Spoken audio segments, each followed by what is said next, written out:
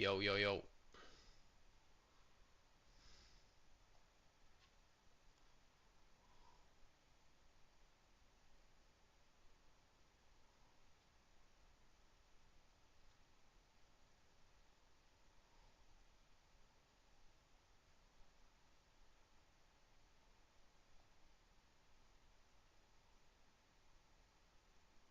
Nice. Everything's good.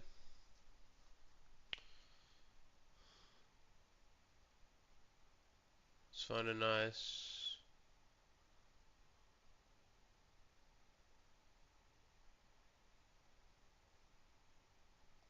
Resources against unlimited potential moves. There's a million things you can do, but you only have this much time, this much money. Alex Hormozy, welcome back to the show. Thank you so much for having me. Very excited. Truly a pleasure. Mutual. Let me ask, why do smart people stay poor? They don't do the things that makes people rich. And I think they probably convince themselves that they're smarter than they are. And so if you were smart, then you would be rich. And so then it follows that there's probably a series of traits of behavior that you don't do, either because you think you're above them or you don't know about them. So either it's a declarative knowledge deficit, meaning you don't know about the thing, which has nothing to do with the intelligence. Like if somebody eats a banana, and they're from a different country and they just eat it through the skin, it doesn't mean that they're stupid. It means they're ignorant, which is very different. That's a declarative deficit. Then there's procedural deficits, which is knowing how to. And I think one of the big difficulties with smart people is they have tremendous amounts of declarative knowledge and very little procedural knowledge. And so it's like saying you read a book on how to do a private equity deal and you know everything that has to happen, but you've never done a private equity deal. It's probably unlikely that you know how to do a private equity deal. And so delineating those things has been helpful for me. And since the procedural knowledge has significantly more utility on a daily basis from a money-making perspective, I have reduced, or at least this is me transitioning to me, but like I have reduced the amount of time that I spend on declarative knowledge. And I try to get to the procedural part of it as fast as I possibly can, because I know that I'll learn significantly more by failing and doing it than, reading 100 books on sales versus doing 100 phone calls. Like you'll learn a lot more in the first 100 calls. Yeah, it's interesting. This to me is, I'm always trying to get entrepreneurs to, one, think from first principles, which most people don't even know what that means. So you start by defining it. But this feels like that, getting to understand the essence of what it is so that you understand it the way that somebody understands a combustion engine. Sure. So you can get in and be like, well, I know what has to happen for this car to go. And if I know what has to happen, you can break it, you can pull it apart, and I'll be able to put it back together because I actually understand how this works. So how does wealth creation work? You have to have a mechanism for letting people know about your stuff. And so that can happen on a variety of channels. That typically happens either one-on-one or one-to-many. And so one-on-one would be you knock on doors, you reach out to people via DM, you send emails, you send direct mail, you make phone calls, you send text messages. Any of those are one-on-one. Outreach is one way of letting people know. You could do one-to-many to people who already know who you are, which is basically today's equivalent of a billboard, which is social media. You make posts, you make content. The third way would be that you run paid advertisements. So on those same platforms, you just pay to get the exposure rather than doing it by earning it through quality content. And then the kind of like the door four would be using those three methods to then get someone who already has the type of person that you want to advertise to, and structuring some sort of deal with them. But you'd still need to reach out to them one-on-one. You'd have to make content to attract them, or you'd have to run an ad to get to that person. So these are the core things that someone must do to promote whatever they have. Because if we think about it from what must occur in order for a transaction to happen, well, people have to know that you exist or that your product exists. No one can buy something without knowing it exists. And so we have to start with promotion. The second component is that they have some sort of voluntary exchange. And so that means you have goods and services that are exchanged for money. And so I think the idea of like money being created really only happens with the government, but for everybody else, we exchange for it. And so there are people all around us. Like one of my really fun exercises is looking at whatever room you're in and knowing that everything that was there, there's a business behind it. So like the walls I you love have, this idea. there's the person who manufactured the raw materials, there's the person who sourced the materials, there's the labor that went to installing it, there was an architect who designed it, and then you look at this mic and you're like, okay, well there's this foam thing which he probably got from a third party, then there's the mechanisms inside, which is another business, there's the distributor that you bought this from. Like there's all these pieces. When people are like, man, I don't know what opportunities there are, I'm like, you can literally open your eyes and everything that you see has a business behind it. And so from the value component, for people who are, I'll just tie this into people who are starting out, I recommend most people start with services because it requires no capital and you require time. And when you start out, you use what you have. And so if you have no money and you only have time, then you trade the time for money. And so either you're going to do something that other people don't want to do that they know how to do. So like taking someone's trash out, doing lawn care, washing things, like cleaning. Those are all things that people know how to do but don't want. Then the second level of that is doing things that people don't want to do or know how to do. And obviously that's knowledge work, which you get. The amount that you can get paid is predicated on the value that whatever that skill deficiency is to the other person. And so I think about it like that. The person has to know you exist, so you have to do one of those advertising activities I referenced. And then the thing that you give them is you're going to give them some amount of time back, either the time to learn the skill or the time to do the skill. And then once that exchange is made, then both people say thank you because they didn't want to do the work and you wanted the money. And so everyone wins. And then around and around we go. Okay, so the around and around we go. You and I both know that even though you just laid out a lot of things that are very, very true, do you think about the gap as to why the vast majority of humanity will not be able to translate that into actual money? I think a lot of people spend a lot of time on everything that isn't revenue generating. And so everything that's not what we just outlined, like if you're not reaching out to people one-on-one, you're not posting content, or you're not running ads, or getting in touch with someone who already has an audience of the people you want to reach, if you're not doing that right now, then nothing else you do matters. It doesn't matter. You have to have something to sell, which, like I said, you can start with your time. Very easy. And my recommendation is to go and get money from a stranger. It doesn't matter what you sell. Just get $1 from a stranger to actually walk through the process. That's the procedural knowledge. Like it's one thing, okay, oh shoot, how do I take a credit card? Oh, that's a whole nother thing. Oh, I have to get a payment process. Oh, to get a payment process, I need a bank account. Oh, to get a bank account, I need an LLC, right? And so like you walked in, you're like, oh, here we go. Now I can get my first dollar across. Once you get the first dollar across, the second one comes very fast. And so why don't people do the stuff that it takes to make money? Because they're doing everything else that doesn't make money. So I am now teaching a business scaling course. Oh, cool. And so, yes, it actually is a lot of fun. Where can people find it? Oh, sure. It's so funny because the answer, of course, is school, your company. Right. But I promise we did not talk about that, set that up. But yeah, on school.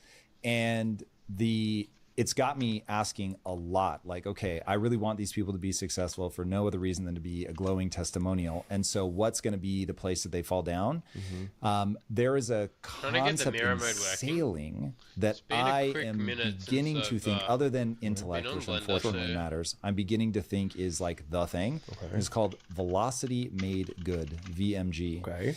And the whole idea is that you can have a lot of wind, but if your sails aren't angled in the right direction, you could be moving fast, but not going in the direction that you want to go. You could be not moving at all because your sails just aren't able to capture it. Or you could actually be moving fast in the direction. Now the mirror it mirrors across. Wrong tutorial. The opposite actually. Let it constantly,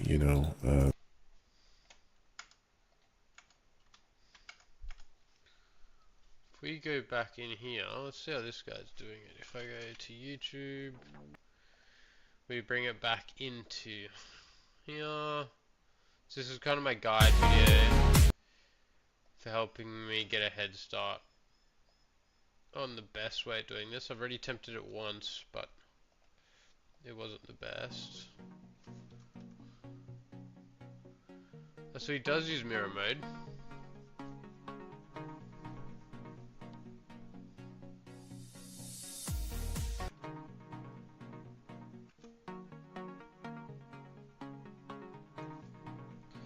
Ooh, what did he do there? That was very fast.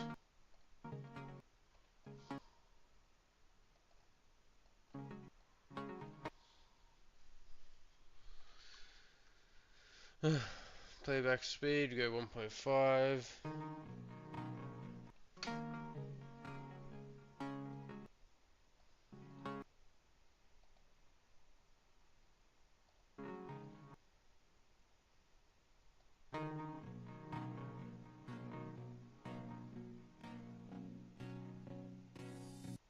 Yeah, so you just chucked in a mirror modifier. My mirror modifier creating weird bend at center blender.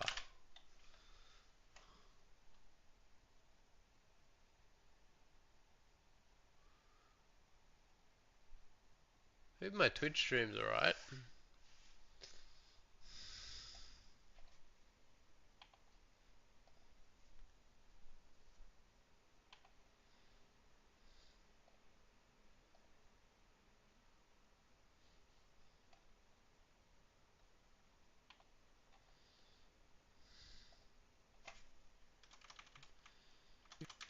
Let's just make sure that it's actually the right issue.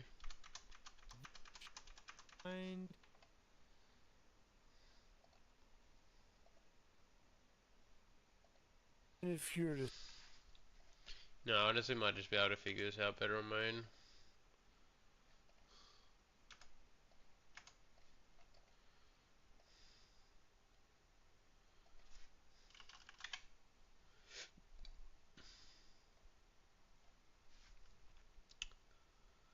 Oh, I'm chalked. Direction that you want to go. Mm-hmm. And that to me, like pulling that apart as to what are the things that people don't understand, what are, like, if we were going to make angling the sails not a metaphor but like a reality, what is it, like, as somebody who's now scaled a business tremendously, what is it in all of those things that allows you to capture the potency of your intellect, to understand that just making content doesn't do it? The content has to be aimed in a direction. It has to have a goal in mind. How would you teach entrepreneurs how to, quote unquote, angle the sails? So the process that I follow is common factors analysis for basically a retroactive look back window. Now that sounds like a whole bunch of fancy words, but basically I look back at stuff I did and see what worked better than other stuff. And then I say, okay, well, the top 10%, what things did they have in common? And then the bottom 10% or the bottom half, what things did those lack compared to the top 10%? And then I try and do a next batch of activities, whether it's phone calls, whether it's content, whether it's product iterations, that then do more of the thing that worked. And so that process has been, I think, the fastest feedback loop that I've had. So rather than trying to find like a specific course around something super niche, which gets really difficult the more niche it is, I rely on the universe for feedback, which is like, we have to try 100 repetitions of whatever the thing is, look at the top 10 or 20%, look at the common factors, and then do a whole next batch of 100 with those common factors. If performance goes up, then the variables that we isolated were the correct ones. And then within that next batch, there will be another top 10 or 20% that by variation of repetition, which will always happen, there will be other mutations like in DNA that occurred in that subset that I can then replicate again. And that process is how I got good at sales. It's how I started making content. But I think the first piece that people that they prevent themselves from doing is doing the 100 repetitions, because they think that it's the fallacy of the perfect pick. Like they're going to get it all right so that they don't have to fail the first time. But like one of my favorite scenes in The Matrix is when Neo tries to jump across both buildings and then he falls in Cypher. Everyone's like, what does it mean? And he's like, everybody falls the first time. So even the one falls the first time. Obviously wasn't the one then, whatever, we can get into that. But I just like that as a failure as an assumption rather than something to avoid. Like Elon was able to get the rockets up because he failed 5 times faster than people were able to do one. So he got 5 failed rockets out before he got a 6th. And everybody was looking at the 5 failures, but he's like, well, look at how much further we got with each one. And I think that so one of the difficulties with skill is that masters have more milestones along the way. And so they're able to mark progress with more nuance. A beginner only sees kind of a binary outcome between it worked or it didn't work. But for me, if I'm going to go into a new advertising channel, for example, if I want to say I want to start doing cold outbound, well, I actually have a great story about this. When we started doing cold outbound for Gym Launch, my executive team, so not like experienced people, about 3 or 4 months in, basically did like an intervention with me. And they said, you're putting all of your time and attention to this. We think this is a shiny object, using my words against me, right? This is a woman in the red dress. And we think you should stop and let's double down on what works, which for us at the time was paid ads and some content. And the thing is that they were too far away to know the progress we were making. And so they just saw that we basically hadn't made any sales. We made 1 sale in like 3 months. But I knew that the first problem we had is we didn't know where to get the data from. Where do we get these lists from? So then we finally got the list, and we're like, okay, but no one's picking up. We have to enrich the data. Okay, then we enrich the data. Then no one's still picking up. So then we're like, well, we have to find out how to get people to pick up. So we have to do local call wrapping on our phone so that increases the pickup frequency. So then people start picking up, but then no one wanted to book a call because our script was off. So we fixed the hook, and then people would listen to us, but they didn't like the offers. And we fixed the offer. Then people came to the second call, but then they weren't showing up to the second call. And then we were like, okay, we have to create a follow-up sequence. Now, at this point, they're like, hey, you need to stop. But it was just, we have 100 steps that we have to take and we're 33% of the way there. But if you're a beginner, you don't know you're 33% of the way there. And so I think one of the difficult things as a beginner is that there is a leap of faith. Like when you do your first week at the gym, you're not going to get results. But it doesn't mean that working out's wrong. It just means you're measuring on the wrong time horizon. And I think one of the things that has thrown a ton of beginners off is the understanding of volatility and volume. So basically, when you have a new business or a new endeavor, what appears inconsistent or volatile is typically a function of doing too little volume. And so it's like one sale comes in every a couple weeks. I'm still but if you look at the activities that generate that sale, it's like you might have done 100 reach outs over 30 days, and then one of them becomes a sale. So it appears volatile, but really it's just you got 1% and you're doing far too little. And so if we did 100 a day, then all of a sudden we might make 1 sale a day. And all of a sudden it seemed very consistent. And so the volatility is only a function of insufficient volume. And so I think that misconception is why many people who start out fail quickly or choose not to start, because they are measuring their feedback loop on too short of a time horizon. All right. So if 90% of businesses fail outright, 96% fail to break 1 million, and only 4% go over that. What is it that those have in common? The ones that make it, do they share something in common? And if so, what? Well, I think to cross 1 million, you need a consistent acquisition process. I think that's about it. Customer acquisition. Yeah, sorry. Yeah, customer acquisition process. Like in the beginning, you have to do something, period. 0 to 1. You have to do something, and then you have to make your first dollar. And then your advertising is inconsistent because you're inconsistent. Once you become consistent, then your sales become inconsistent because you don't have a process. So then you have to dial in the sales process. So basically, advertising and sales have to become a consistent process with predictive metrics. We know that if we do 100 primary actions, whether that's 100 posts, $100 in ad spend, 100 reach outs, that will generate this many leads, which generates this many calls, which generates this many sales. And it could be on e-commerce, or it could be in a service or environment like I'm describing with calls. But fundamentally, you just have to get to that equation. And once you get there, then it's just inputs and outputs. And then you're just pouring as much in and then figuring out what the constraints are from you putting more in. At least that's how I think about it. Do you force yourself to predict the outcome of initiative before you do it? Not as much as I used to be really honest with you. This is actually a huge change for me in terms of how we grow our portfolio now. I'm actually really curious what you think on this. But I heard Jensen Huang say it, and so I feel like a little bit better. But basically, they did away with all long-term planning. And I always felt like long-term planning, because when I got a year later, I was like, half these things that we were talking about a year ago, the variables of the environment, talent, many of the major movers have changed what the priorities are in the business. And so I focus almost exclusively now on what are we going to do in the next 12 weeks. Now, we obviously have long-term objectives, but I don't want to plan out forecasts and basically obsess and get everything down to the decimal when I can't even estimate the big forces that are going to be at play. Now, if I say, I think if we build the brand this year, that is a good thing, and that's our number one priority, then great, then I can reverse that. But I'm reversing it only into the present for the next 12 weeks because things will change. Very interesting. So I'm thinking a slightly different angle. So here's what I always tell entrepreneurs to do. So you described This is a nice very and similar smooth. thing to the way that I This is try a to good go about foundation. scaling, which I call the physics of progress. Okay.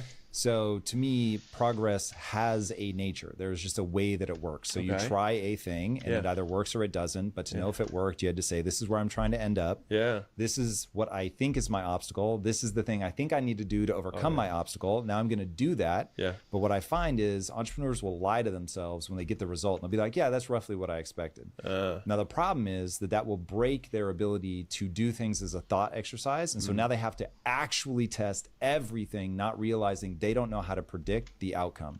So what I tell them to do is look, and this is what I do myself.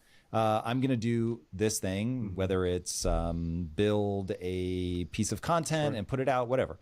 And I think this is going to get 1 million views, 1.5, whatever. So when it does 75,000 views, I'm like, whoa, there is something I did not understand.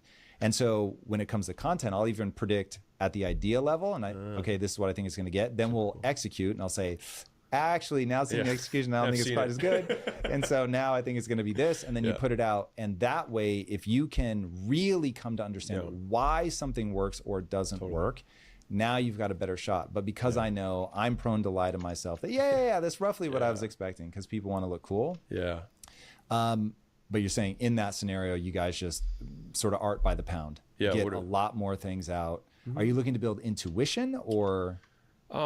Yeah, I mean, I think I'm so aligned with what you said. What are the causal factors? And I mean, the whole common factors analysis concept is basically trying to do that. Like, how can we identify, like, we're going to do everything with these variables in addition to the last time. And if those variables don't meaningfully change, then they're not the correct variables. But it's so funny you said that, because I thought you were going to go in a different direction. So I've been putting together this $100 million scaling roadmap.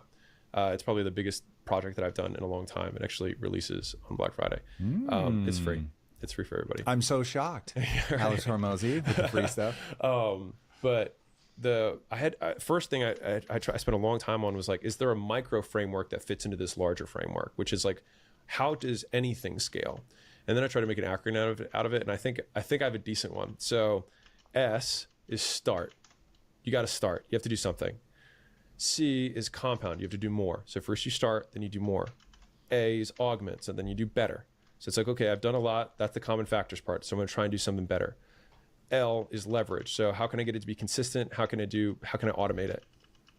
Both sides of that. And then E is expand. You do it again. So that's the loop.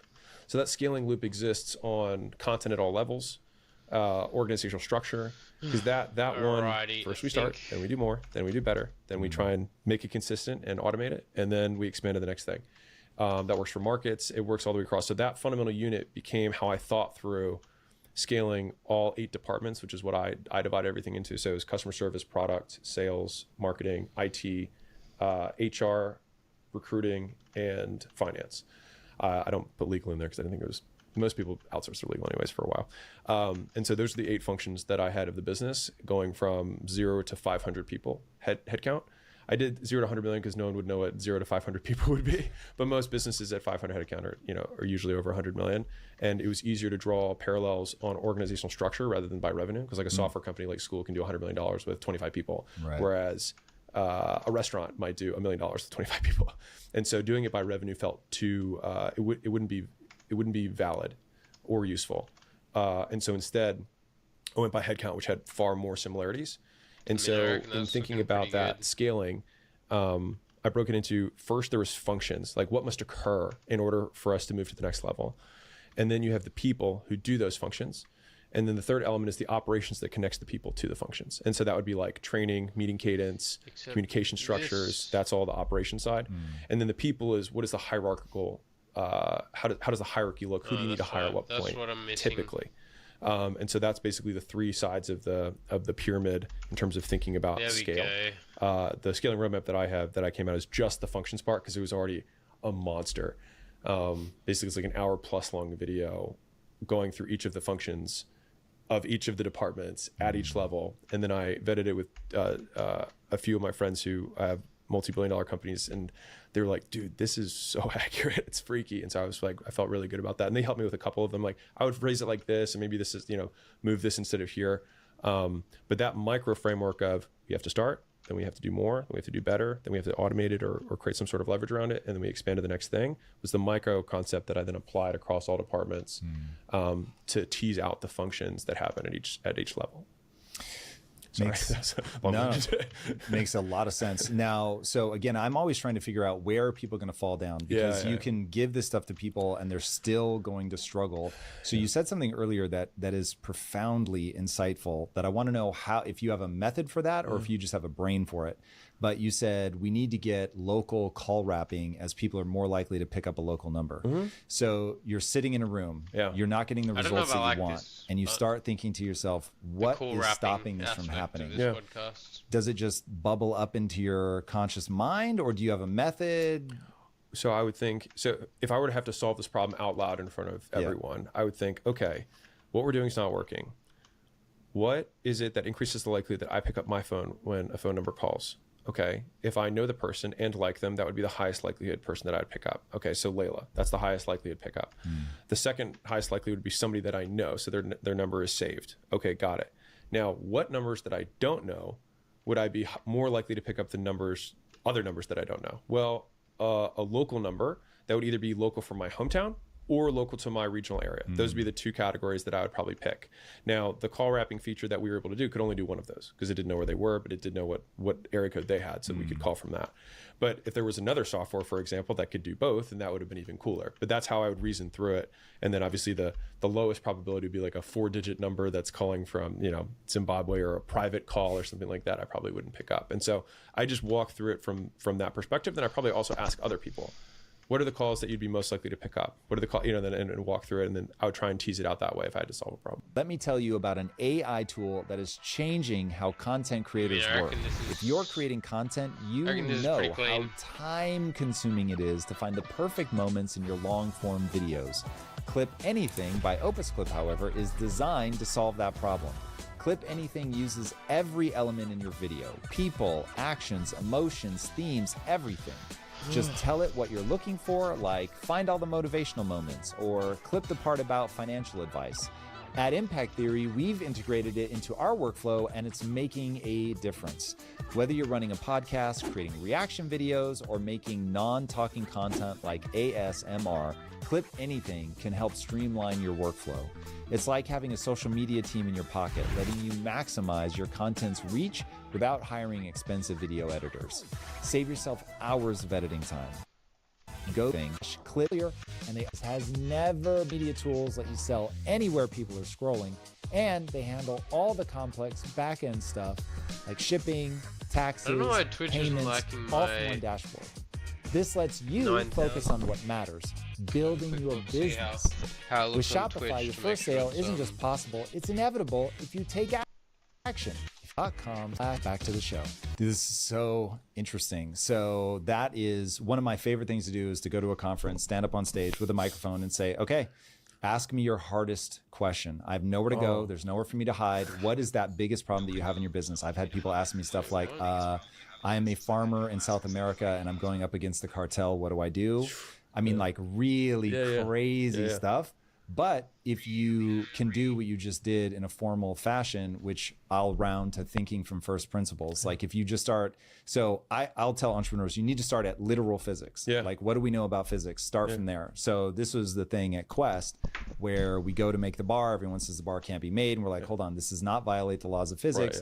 You then realize the thing that's actually stopping us is that for the last 70 years, corn has been subsidized by the government. So everybody uses high fructose corn syrup. So all the equipment that's being engineered is being engineered thinking you're going to use high fructose corn syrup, which has a certain viscosity. And so now you go, oh, wait a second. So all we'd have to do is engineer our own equipment. Got it. Now, maybe we're not willing to do it, but at least now I know what that sequence going back to a combustion engine. If you understand how the engine works, you can walk through and be like, it's broken right there. And now you can go, okay, how would I fix that? What is the level of physics that's going to carry across? Now, what you did, which is the shortcut that most people will take, is, look, I'm trying to sell a thing to a guy. And so now I'm just leaping to the physics of the human mind. So what do I know to be true about people? And the way that you just walked through that, it's so brilliant. How do you get people to do that? Like, do you have magic words? Do you have a training thing that you do for people that come on? So first off, I think it's a practice. I think it's a skill. I think you practice doing it over and over and over again, and you get better at doing it. But I would say the thing that I try to practice by modeling that other people can model is thinking about things only in the observable universe.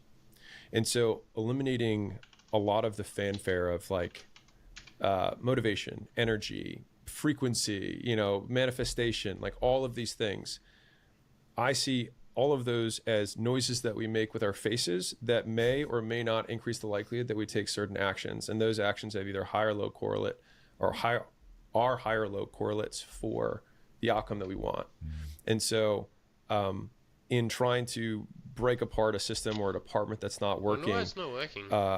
I think about a lot in terms of approximations. What increases or decreases the likelihood that what we want to have happen happens?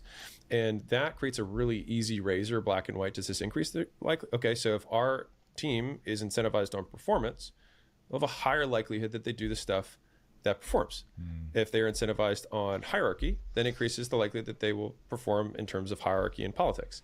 So it's like, okay, well then I can bet, then I should do that. Then we have to get into the execution of it. But just from an ideological perspective, getting those, what would make it more likely to occur has been like my first razor for this. And then in terms of the creative problem solving, which I love that you just went through with the bar thing, is there was like an implied question that you asked, which is probably the two most frequently asked questions are the one I just said, which is what does this increase or decrease the likelihood? And the second is what would it take? And I love that question because it presumes or it assumes success, or it assumes reality that we can make a bar that would do that. Okay, then what would it take for that to happen? Well, I guess we'd have to like have our own facilities. Okay, well we'd have to have our own machine. Like we'd have to have a different supplier. That's okay, great. Now that we know what that is, do we have the resources today, or do we need to use resourcefulness? It's one of the two. Either we have the resources or we have to go get them. And is the trade-off for the outcome worth assembling those resources? And what I found, and this is really fun stuff, at least this is like probably the most fun thing that I do in my life, which is asking the question of like, okay, what would it take? What else would have to be true for impact theory to get 10 times the views in 12 months? It's not physically impossible. There's no reason for it to be. Like there's another YouTuber right now who's going to do it this year. So what would it take for us to get that? Now that might mean we'd have to get the smartest people. Okay, well, what does it take to get the smartest people? Well, probably more money, or maybe some chunk of the upside. And maybe I have and I might not get that guy, but there's probably 10 of those guys or 20 of those guys. And if I go to all of them, is it reasonable to believe that all 20 will turn me down? Probably not. Okay, what offer would I need to give them to make it worth it for them? And then is what I give them worth less than what I get on the larger umbrella? And if the answer is no, then we make the trade. But I think a lot of people think in terms of, I'm here, how do I do more of what I'm doing, rather than what would have to be true for this to be 10 times bigger, and are the resources required to have that happen within my control? And oftentimes they are, but it's a move that's off the board. It's not in the immediate do more. And I'm all about do more, do better, like to be clear. But every once in a while, the order of magnitude changes to the business happen when you do something different. And it's usually, and to me, that is strategy, is that you have limited resources against unlimited potential moves. There's a million things you can do, but you only have this much time, this much money, this many people. And so the best strategists, in my opinion, have the most visibility into the most potential moves and allocate the asset or the resources to the thing that gets the highest return.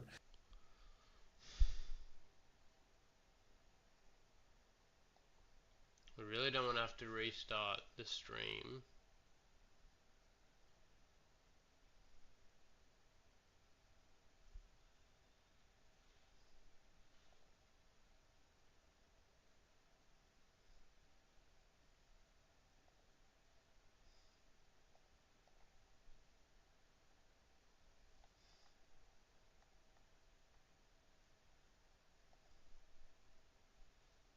Oh, well, we'll just try this one.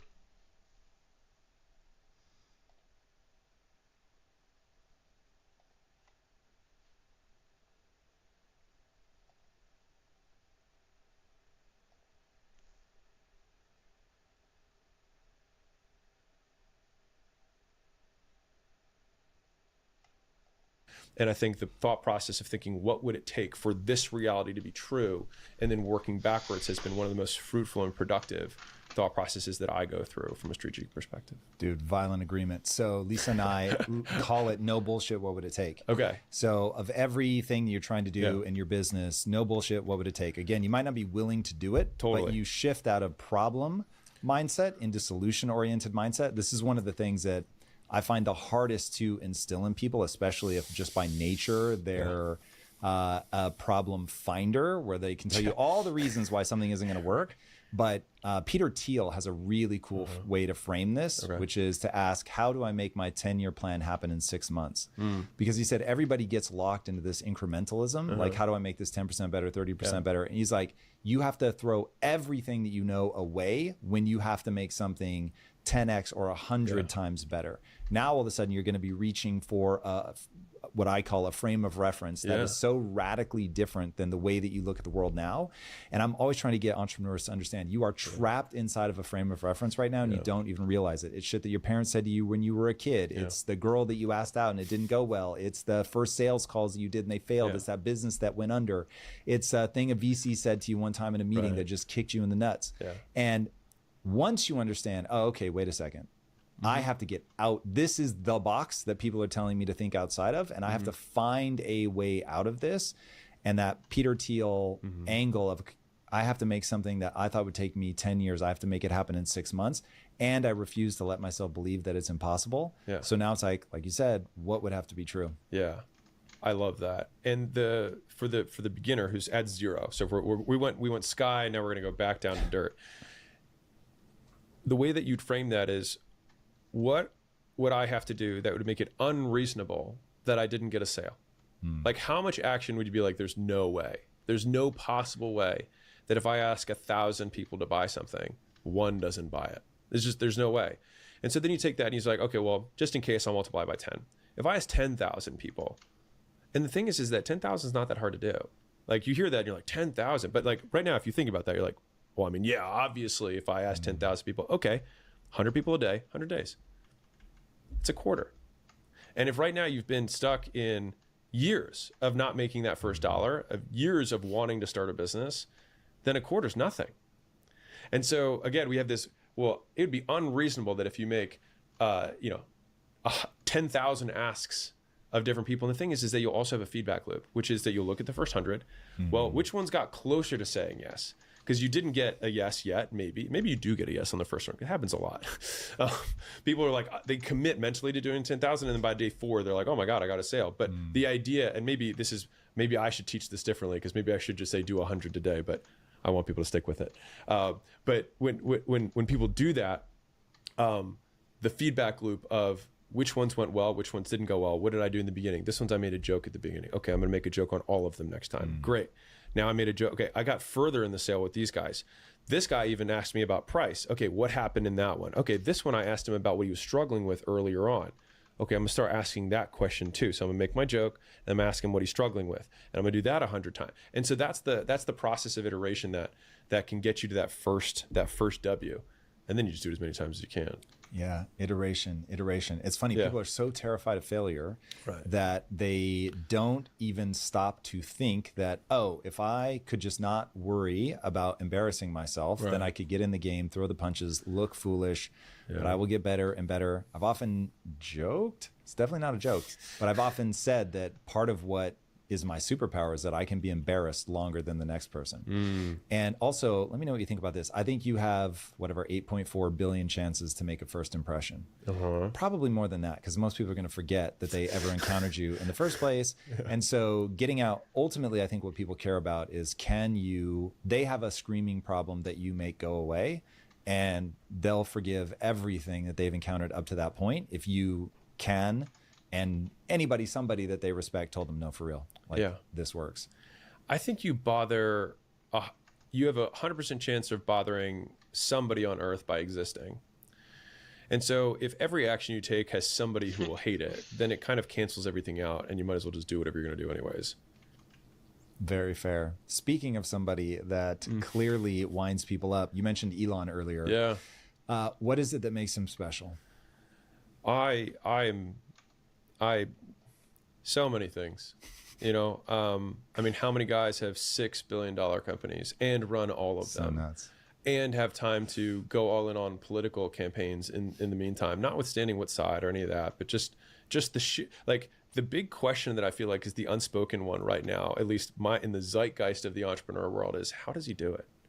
And I love the impossible nature of the feats that he takes on, literally pushing the realm of physics, obviously with SpaceX, but he reinvented the car industry. He's creating brain chips. He's aggressively attacking AI. I'm sure you saw the Jensen Huang interview where he's like, he did in 19 days what everyone else takes 3 years to do. So crazy. And so we're talking multiple orders of magnitude in terms of improvement compared to the basics, because he starts at physics and works his way up, but he truly does it because he's also like a physicist. Right. And like He actually really understands knows physics, it. yeah. He really knows it. Like I get to pretend to sound that intellectually, whatever.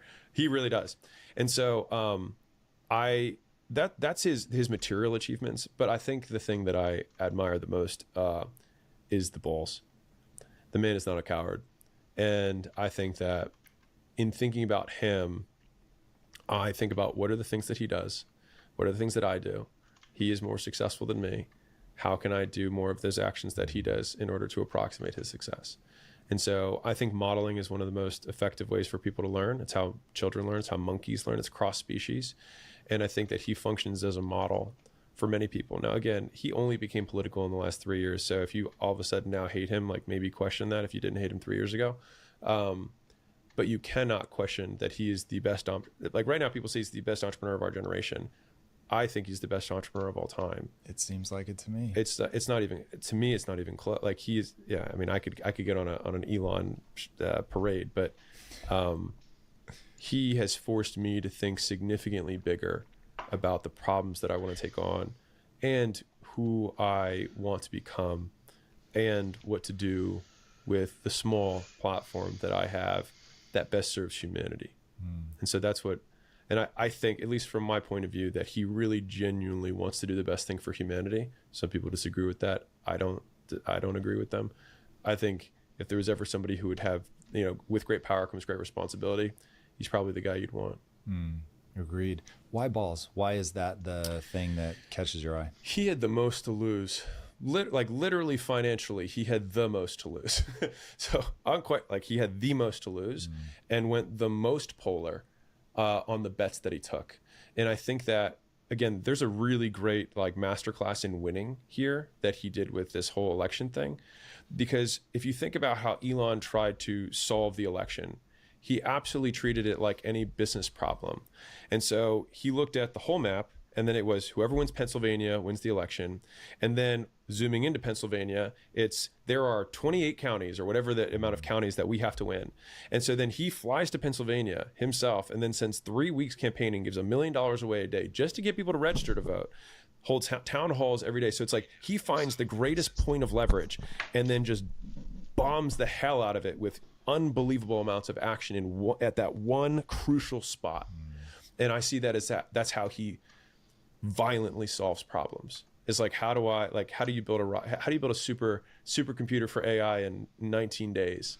Like, he looked at the whole supply chain and he found the point of greatest leverage and then was like, we're going to dump as much into this as we possibly can. There are two options before people in life. So option one is lay your balls out on the table like Elon did, and you give people a chance to smash them with a big fucking hammer. Yeah, right. Or you can hide. You can go a long way hiding. Why do you admire people that slap them up on the table? I think courage is the quintessential trait that leads to everything else. Like, you have to first have courage. You have to have courage to quit your job. You have to have courage to get rejected. You have to have courage to ask the girl out, to shoot the shot, to run the ad.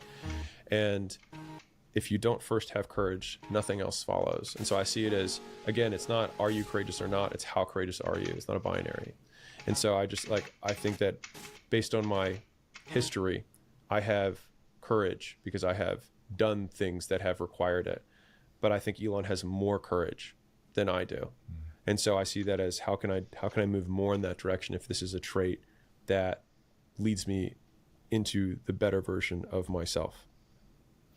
How do you model yourself after somebody from afar? So we live in the age of the internet where, you know, people want to get to know somebody. I'm old enough to look at the internet and be like, you do not understand what a glorious time this is to be alive. I mean, it's unimaginably cool. So people will look at you and say, well, you can get access to anybody. But somebody like Elon, who you say is worthy of modeling, how would you run something that all of them now can do? Yeah. So this actually comes down to, and I wasn't sure if you were going to press me on this, but like courage, for example. I try to, the single most effective decision that I've made about how to run my life across all functions has been only thinking about behavior and erasing everything else, because it's the only thing you can observe. And I'll tell you a little micro story about this. So there was a guy on my team who, I'll tell you a little, across all functions, has been a decision that I've made about how to run my life across all functions has been only thinking about behavior and erasing everything else, because it's the only thing you can observe. And I'll tell you a little micro story about this. So there was a guy on my team who we were getting complaints that he was acting like a dick. And so he had talked to 3 of the leaders in my company who had had one-on-ones with him and said, hey man, stop being a dick. He continued to be a dick. And so they said, Alex, can you talk to him? And I said, sure. And so when I sat down with him, I said, hey, to be clear, I don't really care what you do. I care about the fact that you have now taken my time. And so this is now the most costly thing that you could have done for me personally. And getting complaints from other people detracts on their ability to get things done within the company, which now also costs me. And so my goal here is to decrease the likelihood that people complain about you. And so they keep saying that you're acting like a dick. And so he's like, yeah, I know I'm working on it. I was like, no, it's fine. I don't care about whether, I was like, internally you can be a dick as much as you want. I don't care. I don't care about intention. What are the actions that you take that increase the likelihood they call you a dick? And so number 1 is that you interrupt them on meetings. Number 2 is that you say that you know their department better than them. And whatever, I had my list of things. And I was like, so don't do those 4 things and do this instead. So when this circumstance occurs, do this action instead of this action. And in the next week, everyone's like, oh my God, it was like night and day. And the thing is that we give each other feedback all the time. And this happens in marriages and whatever. It's like, hey, don't be a dick. That doesn't help people. You have to tell them granularly what to do instead and focusing on the observable. And so this is my weaved in answer to how does someone model Elon? Well, it's not like I need to get Elon's mindset. It's like, no, look at what he does just with your eyes. What does he do? Because it's the only thing that you can measure. It was funny because when you said earlier about what do I want to have happen? What am I going to do that I think is going to have to happen? And so your planning process is identical to ours because it's the scientific method. Like mankind has figured this one out. Like we know how to make a guess of like, this is what we want to have happen. This is our hypothesis. We're going to test. Extrude in on face blender.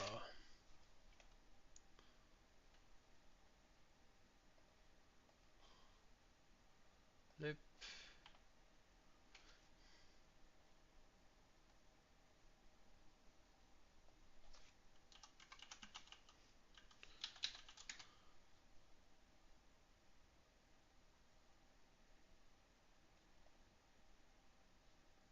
I think it's Control I. Blender.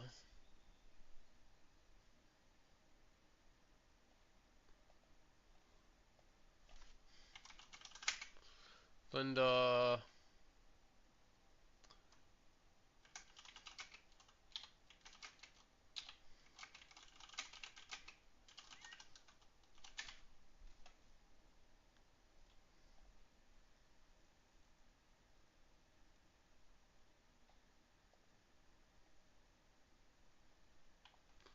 No.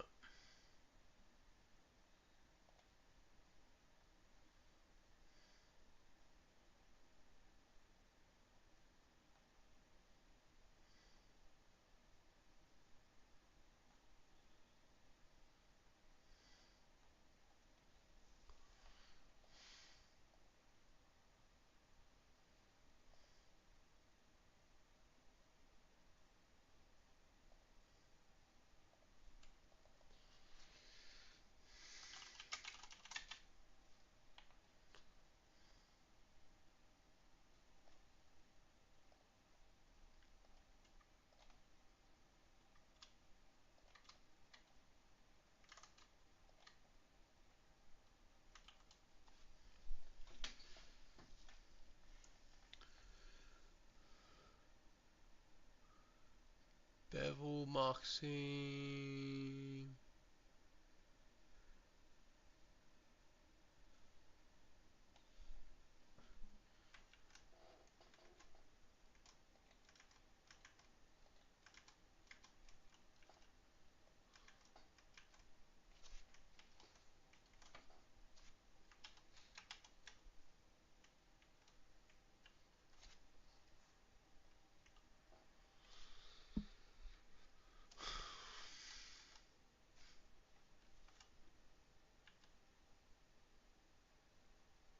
I mean, that works.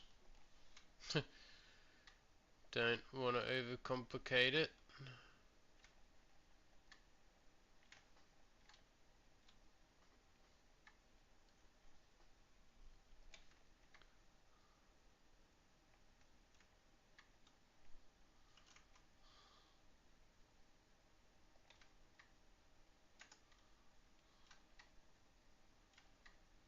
Ah, look at that, baby.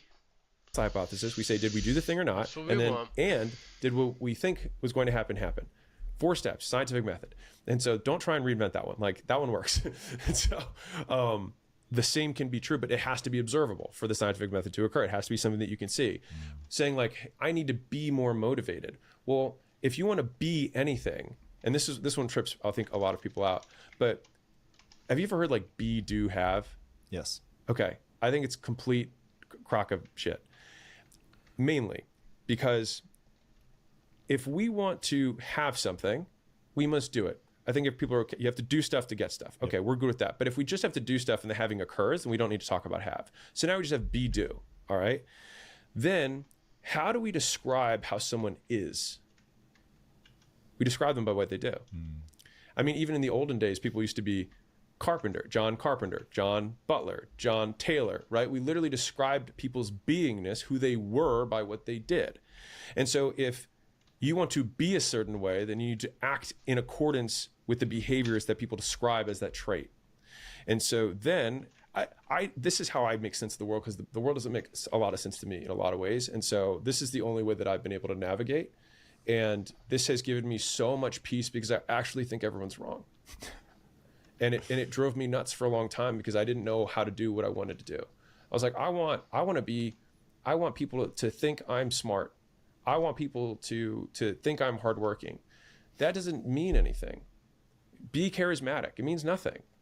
You can't look at someone and say, don't be a dick. Be charismatic. No, how do I do that? So they give you beings rather than doings. And so if you break it into the corresponding chunks, which may be 20 or 30 skill sets, which are under this condition, you act in this way, then all of a sudden, when you do all 20 or 30 of those things, then people describe you as charismatic. And I find this interesting because when we talk about culture or values in a business, these values that we choose are bundled terms that are meant to approximate many behaviors, because there's no, like when you get into a business or a company, you have to like figure out the culture. But the culture is just the rules that govern reinforcement in a business, which is what are the things that are rewarded, what are the things that are extinguished, and what are the things that are punished. That's it. And so the culture is just what are those rules? And so people have to basically either watch other people get punished, rewarded, or extinguished for the actions they take, or they have it themselves. But either way, it's just a series of if this, then that, if this, then that. And it's a monster list. And so to speed up the process, we create a couple of phrases that are meant to approximate the largest percentage of those list of rules as we can. And so in thinking about if you were to microcosm into a person, what are the traits we want? Then we just have to get really granular. And I think that this is how we solve problems in a business, which is it's convenient for communication to use these amorphous terms, confidence, loyalty, like these things, but no one can be more loyal. We have many activities that under conditions, people describe in retrospect that this person has loyalty. Loyalty has occurred. And so that single framework of thinking through the world has been the most valuable thing that has finally made the world make sense to me. And so that's fundamentally like how I model people, or if I want to be more like this person, be more like this person, I try and do more of what they do. What are the behaviors that Elon does that you think are worthy for somebody of your level of already absurd success? Sorry, I appreciate it. One is he makes big concentrated bets. And so that's a big does that. I can observe that. I've seen him make big bets. He's willing to give up equity in companies for lots of capital in order to make things happen faster. That's something that he does.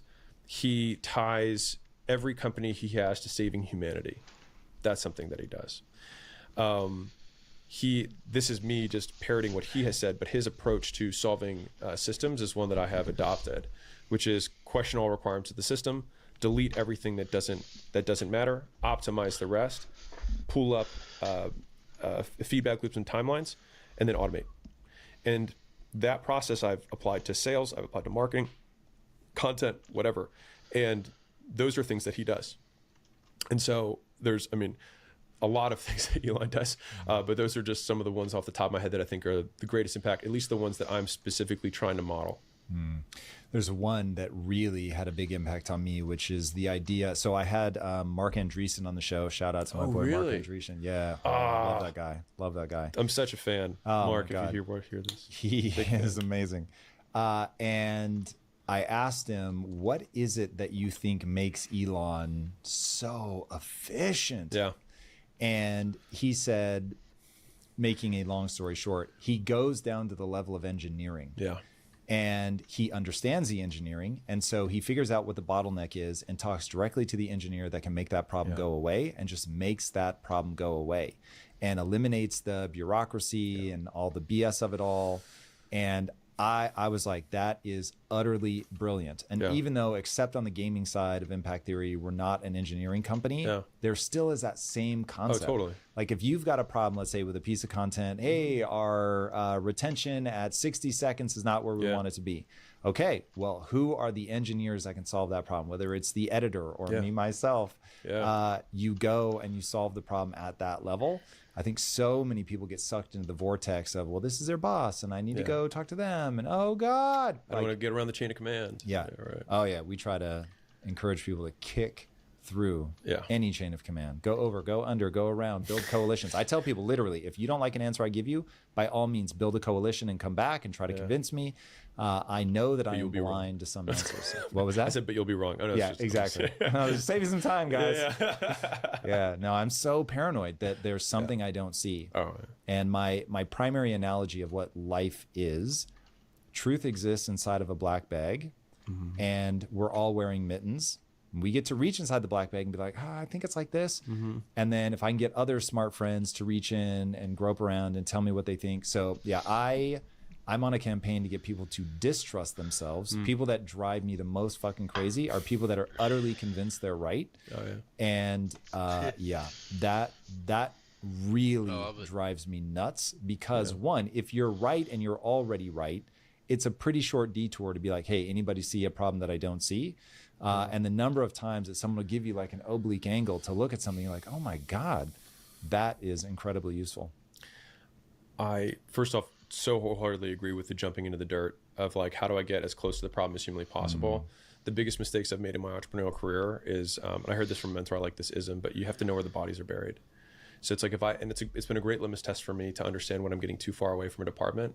If I don't know what's going wrong in a department, because there's always things going wrong. If you don't know what's going wrong, you're too far away. Interesting. And so that's been a really good, like just an easy black or white test for me. Oh, I need to get a little closer to this, because they say, oh, marketing's great. I'm like, there's no way. There's always things. Like there's got to be things that are wrong or missed opportunities. That's actually a separate entrepreneur thing that I think you might dig a lot. Layla taught me this year, and it's been a huge entrepreneurial unlock for me. And it was a huge source of anxiety for me for my life, which was I did not differentiate the difference between missed opportunities and problems. And so basically, if we were not capitalizing on an opportunity, I treated it as though it was a problem with the same level of urgency and moving things out of the way. But I would say that where I'm at right now, and maybe I'll be different in the future, but right now, the thing that has been rewarding me again and again, which has been counter to my nature, is looking at the problems in front of me as the opportunities, which is like fundamentally, like if we made these things exceptional, then maybe the opportunity set that I'd have as a result of that would be fundamentally bigger, different than the one that I'm having today. And whenever I in the past allocated resources away from solving problems towards missed opportunities, I ended up just scaling my problems. And so allowing the bigger by better path and really leaning into that and doing fewer things at a higher level has been, I think, the reason that in the last 2 years, acquisition.com's done exceptionally well from a returns perspective on all of our portfolio, and then obviously what we do on the content side and things like that. That's interesting. It makes a lot of sense to me. The 2 years ago, I had to put a policy, no new things. Yeah. Because I'm king red dress. So that has been really advantageous. And if I'm completely honest, we still do too many things. And so, narrowing your focus, knowing that you have a finite amount of time and energy, especially now where so many companies have a face. It's like every department or every company, depending on how you think about it, wants to use my face. Totally. And so it just becomes a real time drain if I'm not careful. And so, really narrowing scope, I think, is super important. Yeah, where it gets really wild is, like, I think about, I heard someone say this offhand remark, and it's like, it hit me. He was like, Zuckerberg didn't have a side hustle. And it's like, it's so true. and you think about your face, right? There's one of the three, divisions that you have underneath of impact theory that has a higher return on your face than the other two. Now, it might be on different timelines or towards whatever mission you have, but one of them has a higher return. And the thing that makes me sick is thinking, like, do I need to kill my other children? Because if I believe what I say I believe, then I should act in accordance with that belief. I think about this every day. Right. No, and that kills me. And I think I had a mentor tell me, he was like, so I was like, this is what we're going to do this year. And I was like, these are the priorities. And this is the biggest, the missed opportunities versus problems has been a massive improvement for me as an entrepreneur. The other one was a deeper understanding of focus. And part of that was from Elon. And people were like, well, how does he run 6 companies? I'm like, he's an alien, but for everyone else, like, we need to run one, honestly. But basically, if you don't know what the number one priority is, then how can you expect everyone on your team to know it? And for years, I came in with 5 annual objectives, and I think then it went down to 3. And now I'm just trying to say, if we just did one of these things, and it made the biggest difference. Yeah, I mean, I've done away with a lot of the long-term planning components because of the dynamic nature of the environment. And the other one is, if we're not sure that this one thing is the one thing, then there's another one thing that exists that will be clear. And if I can't do it, then I'm not doing my job. Because if I'm chief strategist, which I define as prioritization, right? You prioritize limited against limited resources and limited options. If I can't clearly articulate that, then I am not doing my job. I'm not allocating the resources in the best way possible. And I say that everyone in the company is a strategist. It's just that the resources that you have dominion over is smaller or narrower in scope. And so it's like, I have the entire portfolio of all the companies, of the different places that I could allocate whatever resources I have. And then if you're the CEO of one of those companies, then you have everything in that company. If you're the head of marketing, then you have the 10 people that are in marketing. But every person has to ask the question, these are the resources I have.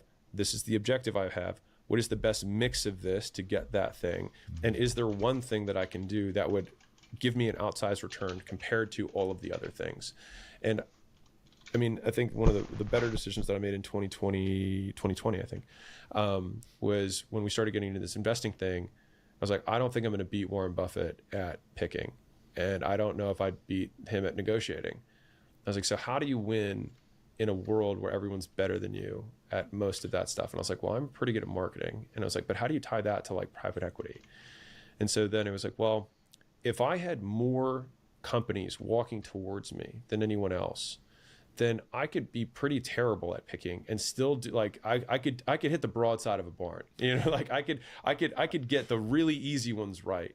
And if I'm negotiating, but I'm negotiating only with people who want to do a deal with me, then I don't have to be the best negotiator. And if the companies are good and I'm okay at negotiating, but they're good companies, then it's not going to matter whether I got 29% or 54%, because if the thing becomes 100 times bigger, who cares? And so that one big thing was, you need to build a big business brand. And so if I just do that one thing, none of these other things matter.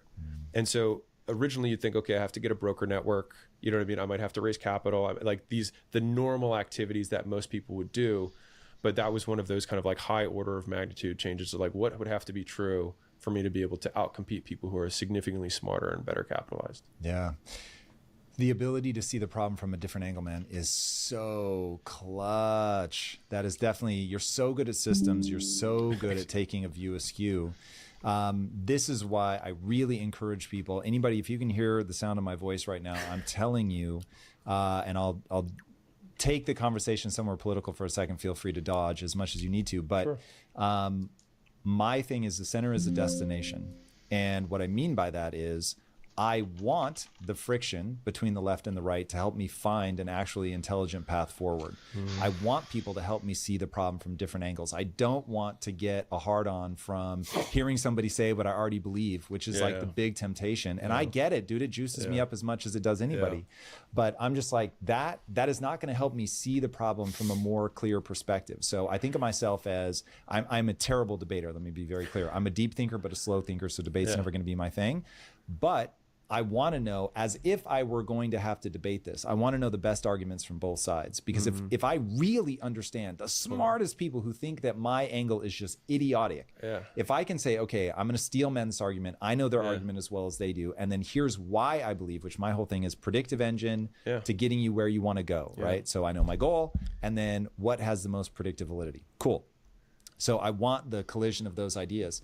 But there is something in the human brain, just the very architecture, where people are so hungry to be told what they already think, that one makes me sad for them.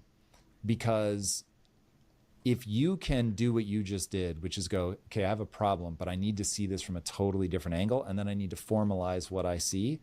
If you can do that, and then you're willing to iterate, and go, actually, I need to update this breakdown that I have. And while I haven't seen you do it, I absolutely will bet my entire net worth that if you found a better system, you would update your thinking. You'd tell the world, yeah, I'm doing something differently now, which I think is incredibly powerful. Oh, thanks.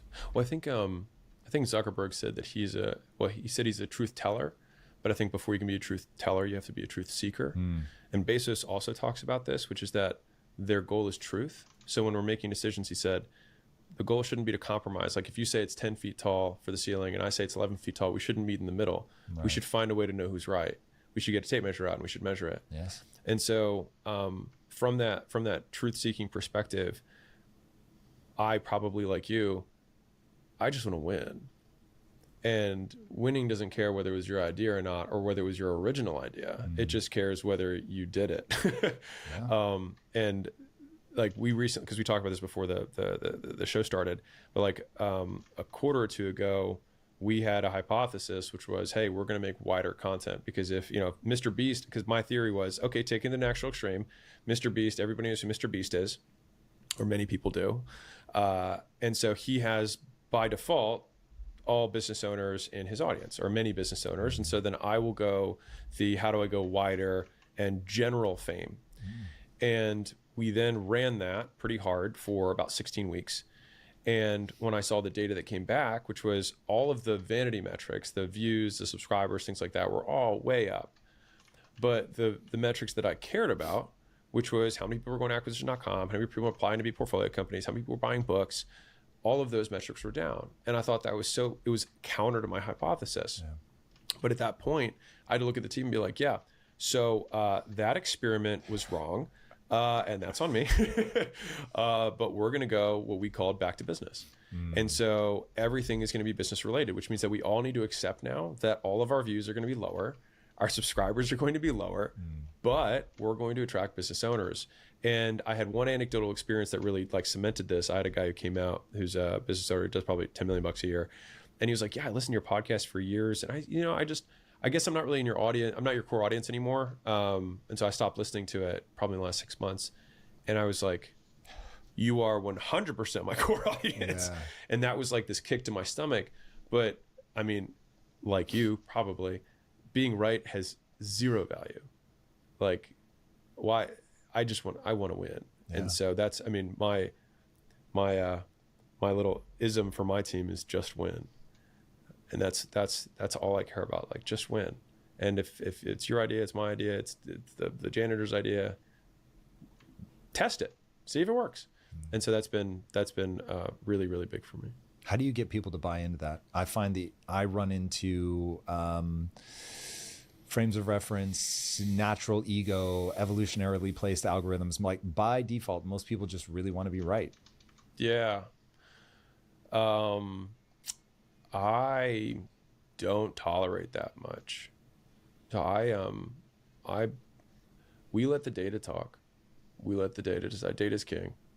And so, I mean, sure, we can try your way, do it your way. We'll do it my way, and we'll see which one works. And if yours works, I'm all in. And so I think that's like, there's no arbiter of truth that's arbitrary. Right. That just says you are now right. It's we can know this. Now, I think where it gets difficult is on the ones that you don't know, or let's say you have limited shots on goal. Which shot do we take? That's where it gets harder. And then we try and assemble as much data to support an argument. But I think fundamentally at the base level of entrepreneurship is you make approximated bets. Like, by the time you have complete information to make a decision, the opportunity is gone. Yeah, for sure. And so we have to, and this also goes for beginners, because I think this actually, especially for beginners, is there's this fallacy that you're going to know everything before you can begin, and you simply cannot. And so you have to get over the discomfort of the unknown, and you have to get comfortable making bets of saying, okay, is this reversible? Yes. And to what degree is it, reversible? Okay, if you lose all your money, is money replenishable? Yes. Okay. Now, how long will that take given my skill set? And that'll give you a degree of how big of a bet this is. Now, is there a way that I can make an approximated bet? Can I get a directional bet on this that would, give me a much better clue as to whether this bigger bet that I'm gonna make afterwards is correct? And so I'll try and make smaller bets that give me a little bit more information, that are a little bit more reversible before making a big one. But like, that was a big bet that we made with all the resources that I had and all my time for 16 weeks making all that. Now, you could make the argument, okay, we gained audience that's not really core, and then that might hurt my later videos. And I've got, 50 more years. So, okay, we lost a quarter. Yeah. Big deal. Yeah, no, the willingness to try things, I think, is incredibly important. Yeah. You said earlier about courage. I want to go back to that. Yeah. So what is the most courageous thing you've done? I actually think it's quitting my job. When I think you that's the were hardest thing. back in the early days. Yeah. Because actually, weirdly, I think about this a lot. Like, what are the hardest things that I've done? Hard thing number one was quitting my job. Just the decision of quitting my job and then leaving Baltimore. Because I to give you everybody an idea, like, you see me now, but I was so afraid of my father's judgment and the few people that I knew from back home that I was going to, like, quit my white collar job to go start a gym and be a personal trainer, that I actually drove across the country and called them when I was already there, because I basically left in the dark of night. Like, no one knew. I basically was a stowaway to my own fear. And so I had to that's a way to say it. I just drove there, and I called my dad, I think when I was going through Texas, and Texas is like forever when you're driving across it. Yes, it is. And I called him and I was like, hey, I'm gonna do the gym thing. And he was like, yeah, no worries. He's like, just, come over, we'll talk about it at lunch. Because he would always talk me off the ledge. He'd be like, hey, you've got you did Vanderbilt, you did in 3 years, you got the good consulting job. He's like, you aced the GMAT. He's like, you're gonna go to Harvard, you're gonna get your MBA there or Stanford, you'll pick one of them. He's like, and you're set, like, you're good, just follow the plan. And I was like, I don't want to do that. And when I was like, I'm already gone, then, like, the flip, then the thing that I was most afraid of was that he was freak out, which is exactly what he did. And the thing is that a lot of people would expect the story to be like, oh, my dad understood and he was super supportive. But he wasn't. We didn't talk for a few years after that, because I was the prodigal son and I did everything to his plan. And I was living the most successful version of his life, not mine. And it was one of those realizations where you're like, I'm winning at a game that I didn't design. Yeah. And so I'm actually by default the loser. And so me quitting my job to then pursue fitness was the hardest thing I've done. The second hardest thing I've done was actually getting my gym to work. Because I had so little understanding of how anything worked. I had $50,000 saved up when I was 23 from the consulting job. I lived on basically nothing and almost banked all my pay.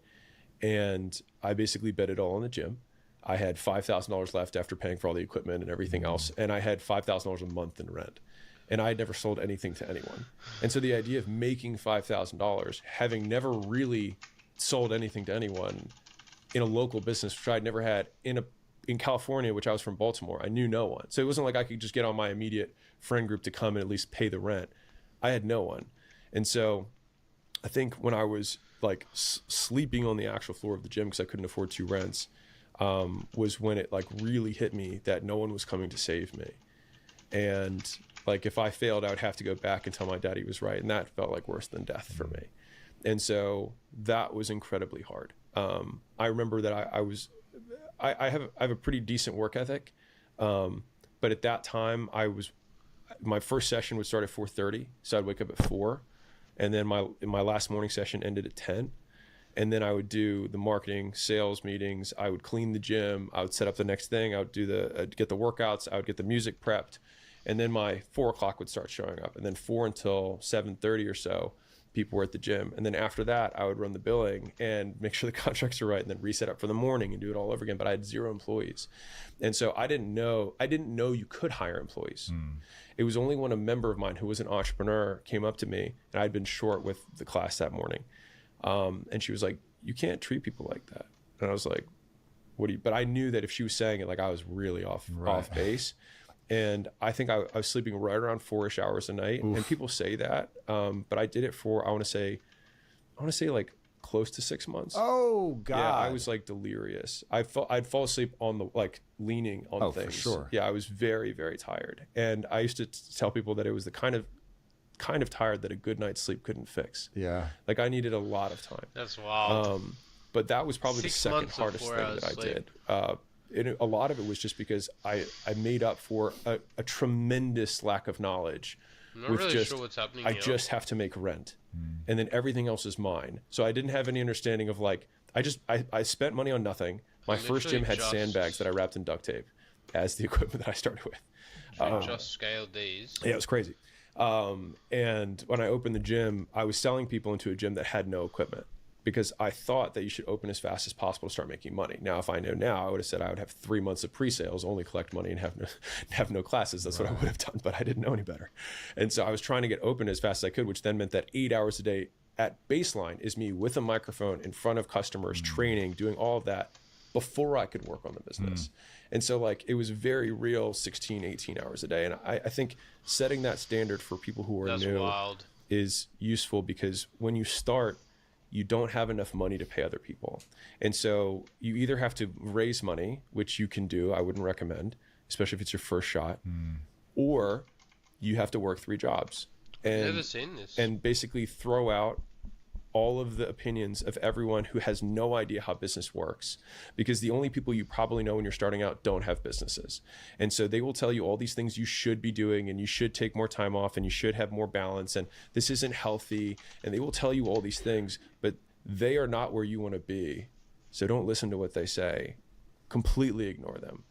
And instead, like I like this little ism, but it's listen to the opinions of people. Don't listen to the opinions of people who are closest to you. Listen to the opinions of the people who are closest to your goals.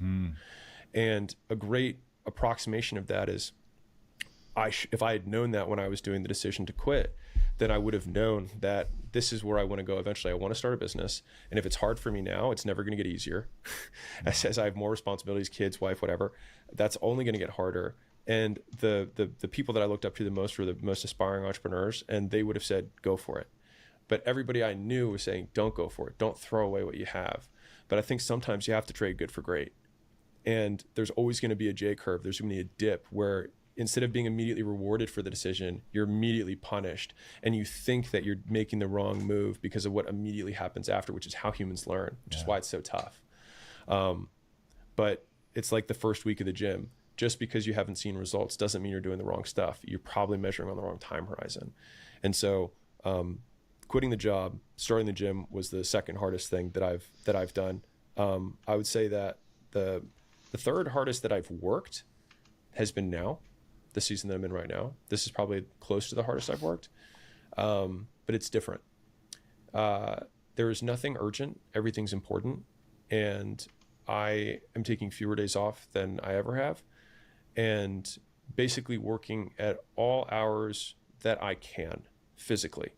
And so the times that I'm not working is active rest so that I can increase my total output over a longer period of time. Right. There's a long-winded answer, but those are the two things that I feel like those were hard calls for me to make, and those were real struggles for me.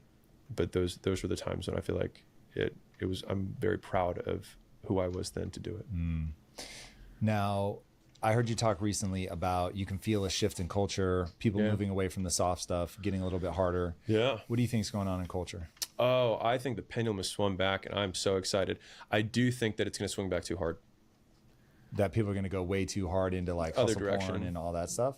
Oh, hustle porn. Oh, that I don't mind about hustle porn. So what do you no, I worry meant about? societally, like from the political realm and stuff. I think that the pendulum definitely reached its pinnacle on the other side, and then is going to swing back. And there's going to be, and the thing is that when the way pendulums work, is that we start swinging back, and everyone agrees it's, or not everyone, but more people than not agree that it's better coming back to the middle, and then it's better, and then it's better, and then all of a sudden. But hey, more of that was good, but then at some point it stops being better. Right. And so, and this is, I think cycles is why humanity lives in cycles. And so I think it's likely that we will overcorrect, but it might take 10 years for that to happen. So I think right now we're going in the right direction, which is basically pushing away from the political correctness and leaning more into reality, which I am a staunch proponent of reality. You and I both. Now, you've said that you want to normalize guys, young men, working 12 hours a day, 6 days a week. Yeah. Why? Because I think that's what's required to get where you want to go on the timeline that they want. Why men? Why not men and women? I have a 88% male audience or something like that. And so I feel like it's my place to speak to them. There are obviously women who follow my stuff. And if that's you, then you can assume that when I say men, I mean men and women. But I think that if a message is going to hit people, if I say men, I will have a stronger reaction and a higher likelihood that it changes someone's behavior than if I said people or men and women. And so if I feel like my effect size of my message, if 88% of the people who hear my message are men, then I'd rather make it as potent as possible. That's why I do it that way. Makes sense. So what should young men be doing? Like if they're working their ass off 12 hours a day, how do they make use of that 12 hours? I think being really clear on trade-offs. So I think I'm speaking for you here. I gave up my 20s. I would say I sold my 20s. Yeah, sure. Yeah, I sold my 20s. I'll say that. Well, I actually ended up losing everything. And so I did have to start over at zero again. But hey, with way more knowledge. So yes, all day long. So I traded my 20s. How about that? So and that perfectly mixes with the trade-offs. Is that you can have the nights out, the fantasy football league, the rec dodgeball team that you want to go to, beers on Tuesdays. You can do that. You just can't also build your dream unless that is your dream. And I think that's the big part. Is like entrepreneurship isn't for everyone. And as much as I talk about entrepreneurship a lot, I think there are plenty of people who don't want that, in which case, great. Like, you've already won. Congratulations, right? It's simply the complaining about reality that's my problem. And so I think that most young men could accomplish all of their goals if they extended how long they would be willing to give themselves to accomplish it. Now, not to anti-Peter Thiel here, because I'm a huge Thiel fan as well, but I think that when you are a novice, you have no approximation of reality. And so one of the difficult parts with how we observe success, a lot of it's social media driven. And this is the best analogy I have. If you were to look at an Olympic marathon, look at where the people in the stands are situated. They're situated at the beginning of the race, and they're situated at the end of the race. But watching someone start a race and watching someone finish a race has almost nothing to do with running a marathon. And so that is the closest approximation that people think. That's why everyone's really excited to start a business, and they're really excited to sell a business. But everything in between, the mundane middle, as I like to call it, they're just, okay, if I'm 4 miles in, it's this times 6. Okay, I'm 5 miles in, it's this times 5 plus 1. Like, you just keep playing these mental games with yourself to learn to endure. And I think that endurance is if I had to pick one trait for a young man to have, it would be resilience. I think that just keep playing these mental games, I like to call it. They're just, okay, if I'm 4 miles in, it's this times 6. Okay, I'm 5 miles in, it's this times 5 plus 1. Like, you just keep playing these mental games with yourself to learn to endure. And I think that endurance is, if I had to pick one trait for a young man to have, it would be resilience. And I define resilience as the amount of time after an aversive experience that you return to baseline function. And so if you have a series of behaviors that you do under certain conditions, and then something bad happens, how quickly you return back to the original behavior set. And so in doing that, like, if someone can not give up and learn, then on a long enough time horizon, you guarantee victory. Like, if you only had those things, you don't stop and you get better. That's it.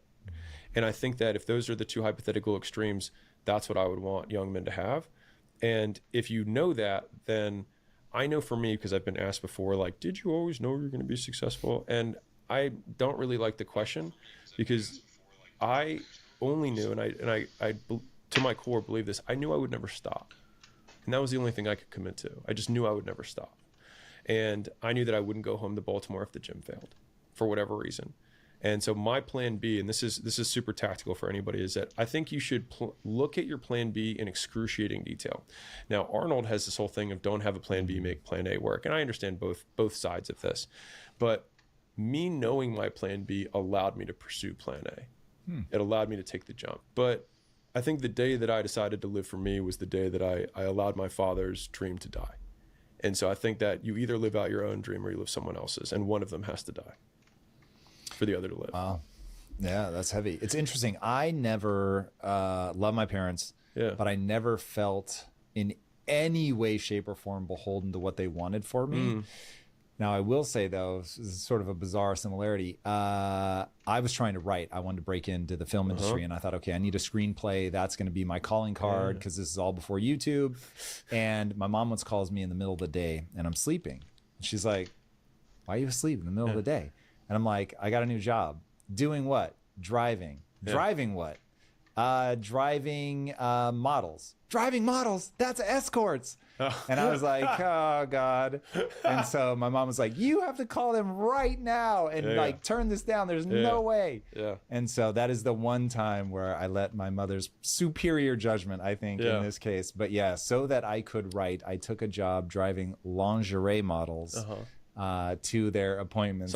Someone has to. And the funny thing is, in the interview, they're like, first of all, the guy, he's sitting there playing guitar while interviewing me, and he goes, I have to ask, why are you interviewing for this job? And I was like, I need something that'll let me write during the day.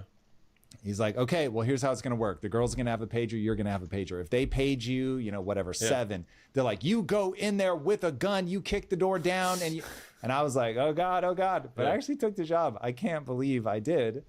Very stupid. I'm very grateful to my mom for ensuring that did not happen. But I was actually going to go on a job where they're like, you kick that fucking door down, you get in if she sends you a 7 or whatever the number was.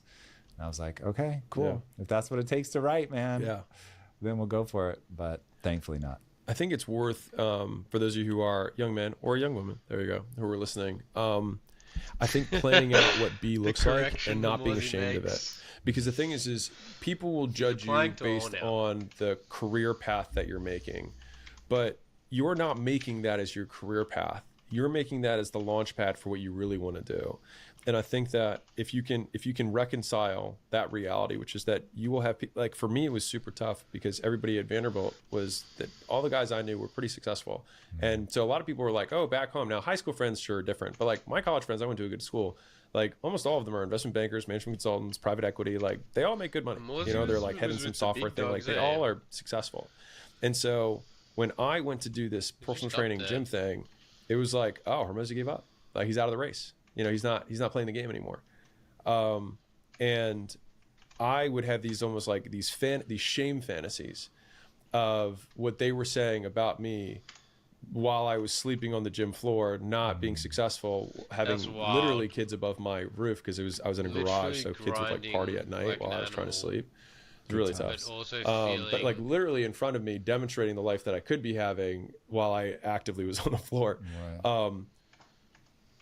But they weren't thinking about me to begin with, and nor do they really care, and they're going to all die Yeah, that's true. eventually. And so if they were to die before me, then their opinions wouldn't matter. And if I'm going to eventually die, then what happened to me won't matter either. And so then it's like, wow, I'm going to change my entire Chase what present you love. existence to satisfy the fictitious idea of what other people are saying behind my back when they aren't thinking about me. That seems silly, but it's hard, but people Wild don't do it. perspective. And so I'm saying, don't be ashamed of the lingerie job or the Uber or whatever it is that you're doing, as long as you're using it to build towards the thing. Now, if you're driving Uber all day long and you're making 70,000 a year and then you spend 100% of it, then what are you doing? You're using all your time up and using all your money. Like, you have to be banking something. You either be banking time so you can work, or you'll be banking money so that you can invest in something. When I say invest, I mean invest in skills, invest in opportunity, not trying to, play the crypto market or become a day trader, because you will lose. Yes, you will. Speaking of things that people may lose at and that might be giving them existential dread, what do you think about AI for entrepreneurs? Oh, that's a great question. I'm not worried about it at all. I'm gonna From break this. what will it change about what I do? So I basically see the history of humanity as humans, then humans plus tools, and then tools beat all humans. And so AI Tools for now beat all is a tool, humans. just like the internet, just like computers, and we will use the tools. So I, as an entrepreneur, will use all the tools available to win. And so AI will come online and we'll do that stuff. Maybe I'm Until overcomplicating this. AI can do everything better and I than should everyone. Just make a different square. And at that point, it doesn't matter. Nothing matters. And so, again, me dreading that changes nothing about what I do today. And so what I will do today is what I've always done, which is do the best I can with the resources at my fingertips, what's available to me. And so I absolutely, across all portfolio companies, are pushing how do we incorporate AI into I this? can How do we just put it into a display streamlined process? How can we incorporate it in sales and marketing, whatever? On this screen. And we will continue to do that until an AI is starting and running businesses without us. And at that point, we will try and do that. And if AIs own AI businesses and they're just out competing humans at everything, then the world is different. And I have no ability to predict that. And so I'll just keep playing the game until I can't play anymore. What's the most jaw-dropping use of strategy AI you do. that you guys are doing in a portfolio company? We're getting really close to being able to have it take calls. Whoa. Yeah, specifically. Inbound, I assume. That's no, outbound wild. works too. Whoa. Yeah. Sales? Setting. I think it will get to sales. Wow. Yeah, I think end of next year it'll be able to do sales. Whoa. Way But like too setting, many I think devils we're basically like 3 months off. So main thing, the only issue right now is lag. I think that's So the better. actual responses are perfect. They're on script. They all reasoned. All that stuff works. The only issue is the lag time between someone saying something and the response, or if someone says something, the AI starts responding, and then they say something else. It can kind of like jumpstart it. And so the next big iteration that's going to happen is voice to voice. So right now, what happens is prospect says something, it goes to a Right, so I think satellite, the which way then you goes do down to a database, this- which then transcribes it. AI takes that as a text prompt, responds in a text prompt, beams it, Yikes. translates it to voice, and then beams it up to the satellite to then say it to the other side. That takes like a second and a half. As soon as it's voice to voice, it eliminates like 3 steps. And so it'll probably be like a half second. And at that point, that's just human latency. And so that's Human close. latency. Like I think that's three months off, Wow. 4 months off. Like that'll be end of Q1 next year. Wow. Now, are you guys doing any of the training, or are these companies that are building these These are models out? tools that I'm not an AI company. And so it's like we were talking earlier about the platform of like, are we a dev this is company? looking good. Acquisition.com as a holding company is not an AI company. We want to utilize the tools that are available to us, and most of the AI companies that we've started vendor relationships with, et cetera, there's usually a training period that you want to train your specific model, agent, whatever. And so we've begun that process. Yeah, that's where I want to get my hands in the mix. I want to do the reinforcement learning so that it will do the things we want to do. But yeah, I don't want to have to build the AI out itself. AI is the one that, man, this really gets me excited when I think about how much it's already sped us up. And we're, you know, what are we, just under 2 years from when it launched? It's absolute insanity how far it's already come. If you could push a button and get it to work in one area of your company, that would just have a huge impact. It's looking good. Where would you want it? It's tough. I'll give you 3. I'll take them. So I mean, marketing, sales. So marketing is like, how can we get the content stuff to be like truly top 1%?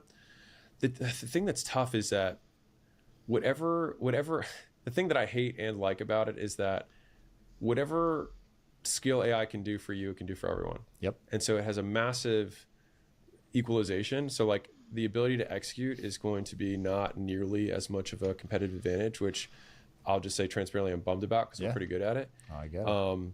But I'd say marketing and sales, both of those. And then the one that people might not expect is decision making. Like if it can get better at prediction than me for outsized returns, then of the 3, that would be the highest return thing that we could do. And so I think that, again, but if it can do that for me, it can do it for everyone. And so that's again, this is where I struggle with it. So I just think of like, what can I do today? And then I don't spend any time on what might happen in the future with it, because when it changes, I'll be there. Yeah. Yeah, no, that's, I think, the right way to think about it. With that kind of stuff, the nice thing now is AI doesn't have taste. And so what I have found is that because the output of the prompt matters so much in terms of what I give it, that still feels like it matters a lot. To your point about you have infinite limited resources against infinite possibilities. The same is true with AI. So you can have it go 1,000 different directions, 10,000, a million, whatever. And that matters. So understanding the end target person that you're creating this piece for, but it taking all of the manual work off of my plate so that now I can iterate faster. So I just have to think about, okay, I need to understand my customer. I need to understand what it is that I'm trying to communicate, the angle that I want to do it, knowing which piece to say yes to, which to say no to, where to push it, and then to be able to edit it. It's taken so much time off of so many of my different workflows. Oh, that's cool. It's really incredible. And for us, because game development is such a big part of what we do, if it can do 3D characters, oh my God, all of the cost is in the creation and the rigging of the 3D characters. How far is that away now? I'm going to guess. So I just saw very compelling 2D to 3D stuff. It's static, so you can't rig it yet. So I'm going to guess 2D to 3D over the next year is going to be extraordinarily compelling. Give it another 18 months. So 18 months to 24 months. And I think that the financial structure of a gaming company changes overnight.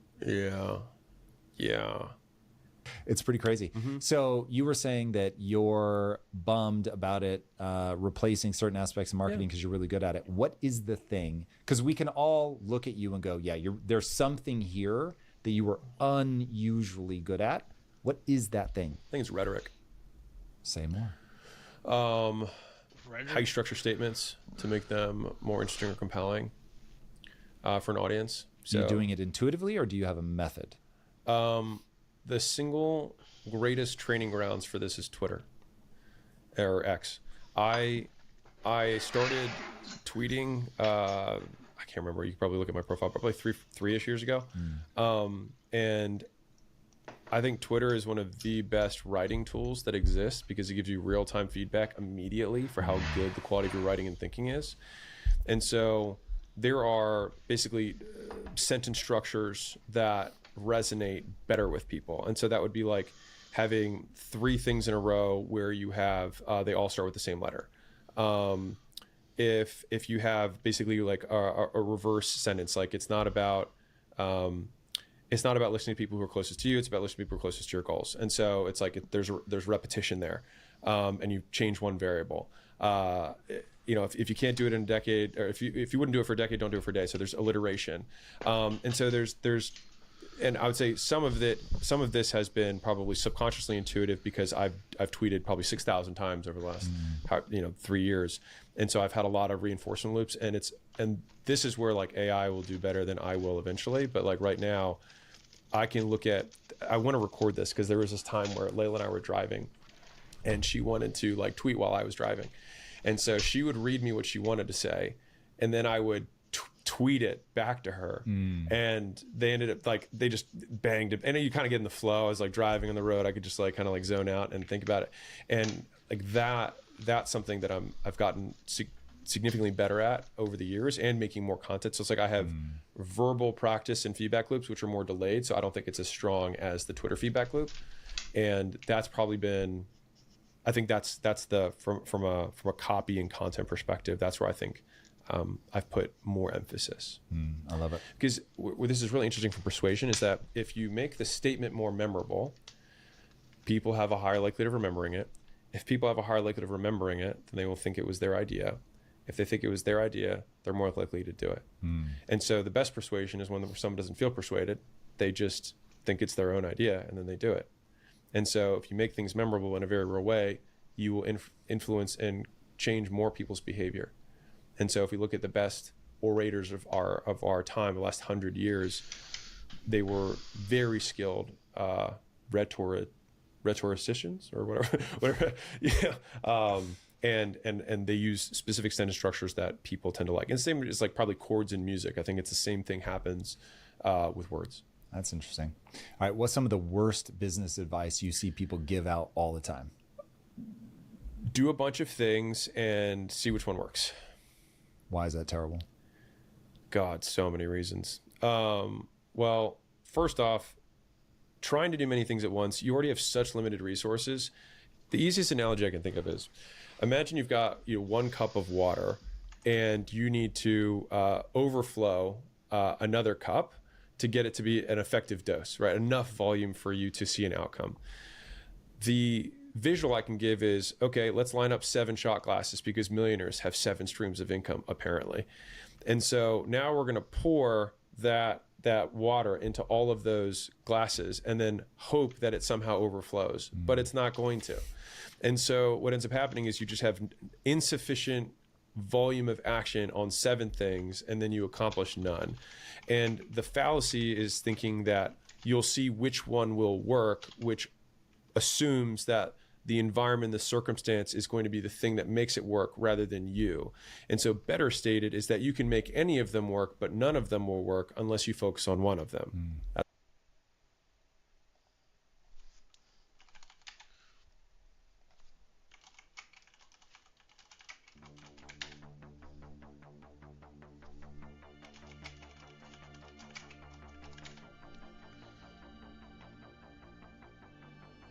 Unknown 9 franchise canceled. This is an Omega L. Colossal failure.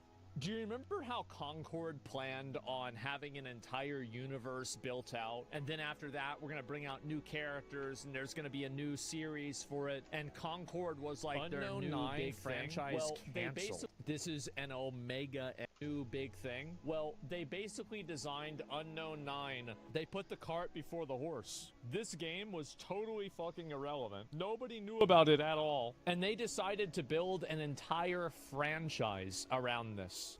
Top player base of 285 people with 17 player peak. I bet over $100 million went into this game. I googled 160 million. 160 million. Look at this. When there isn't a They path built to an be found, entire franchise make around one. this. Multiple games. They had a card game that they had planned.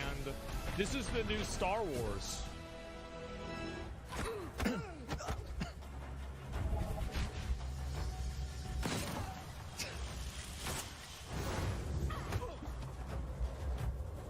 What the hell was that? Why are you running?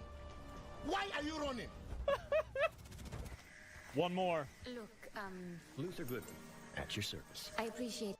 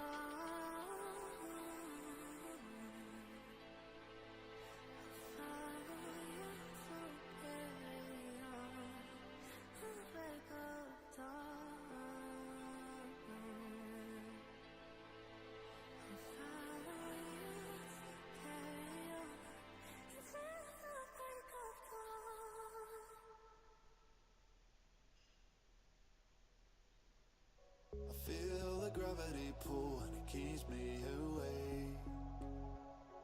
I would rather be here, lonely in space. I've made up my mind, I just wanna be free. I live my own life in a new galaxy. I wanna be weightless in the silence of the night sky. I wanna free fall into nothing at all. I'm taking the moment, starting all over. I wanna be free and live my own life in a new galaxy.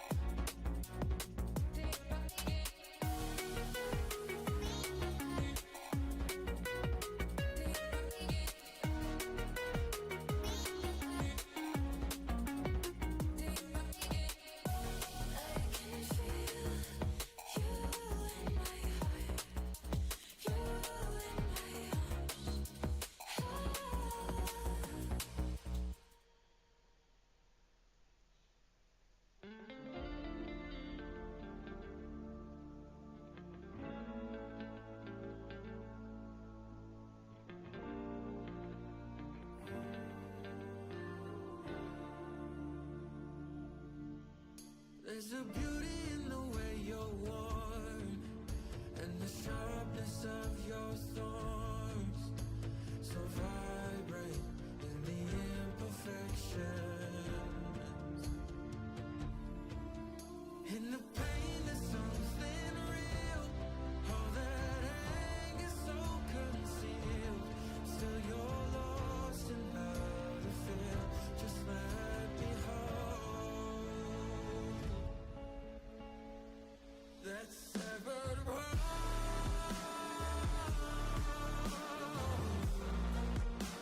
The pieces still so cold. All the tears won't bring it back to life.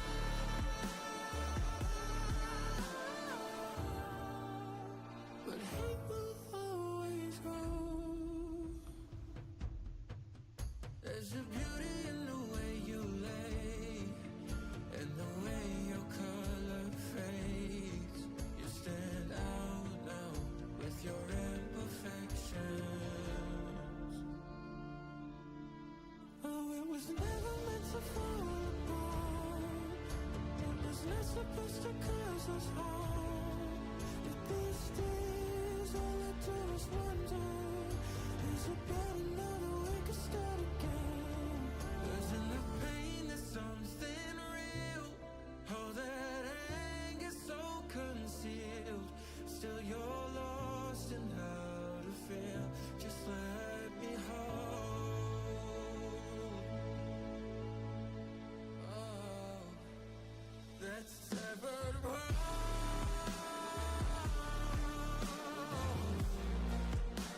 The pieces still so cold.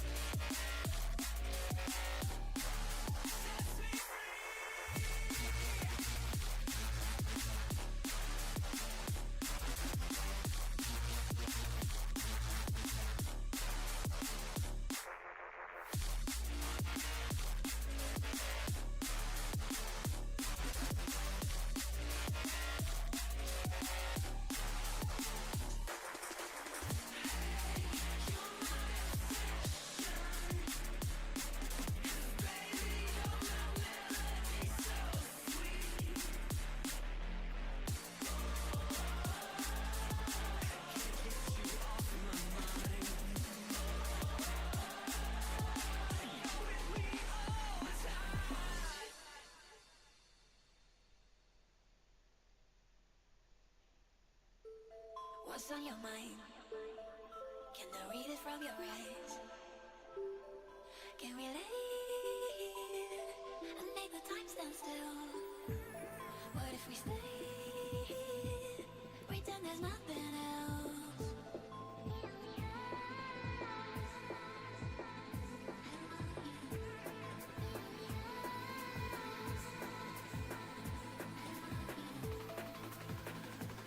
What if we stay here?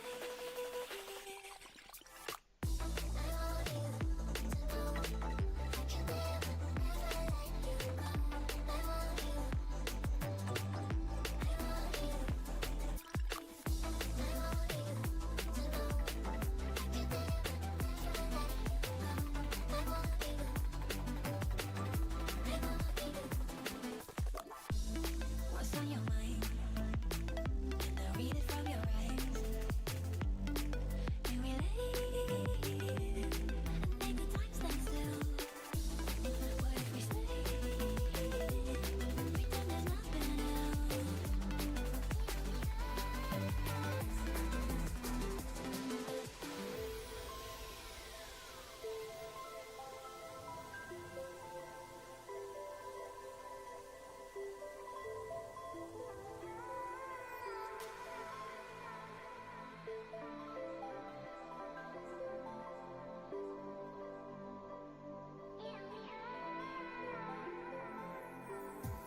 What's on your mind? Can I read it from your eyes? Can we lay here and make the time stand still?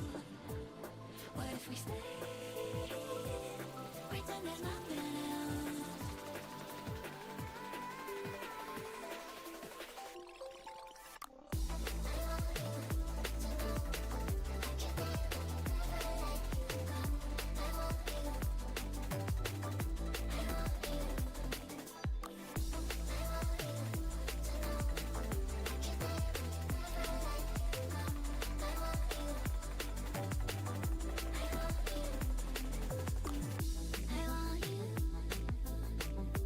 I want you. I want you. I want you. I want you. I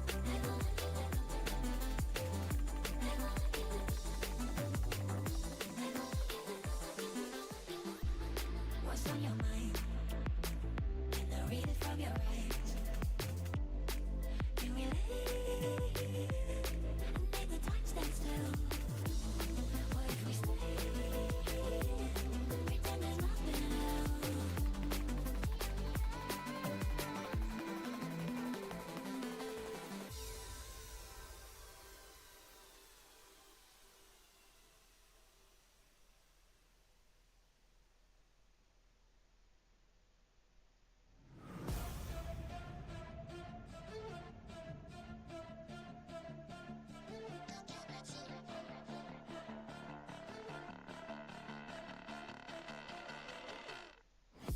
Got a monster inside of me. You better watch out if your enemies. I wrote ahead a full prophecy to be the greatest beast the world has ever seen. I feed him every day like the bones clean. I feed him all the hate and he grows me. And he gets cause real big, pissed off quick. And if you cross him, you might drop dead. Metaphorically, of course, settling the score. Never getting bored, loves the blood and gore. Always wanting more freedom from the source. They don't really listen until they feel the force of body. And if you start shit, you'll be hard lived in the darkness. Torn apart quick, you left scars ripped to be chewed up and discarded. And this world ain't right, won't accept it. Negative energy, I expect it. Once it's in your mind, it's infectious. So fight for your life and reject it. You better give me space, I'm protective. My adrenaline spikes when I'm threatened. And if you stay in my way, I'm aggressive. Cause when there's no exit, I'll kill when I'm desperate.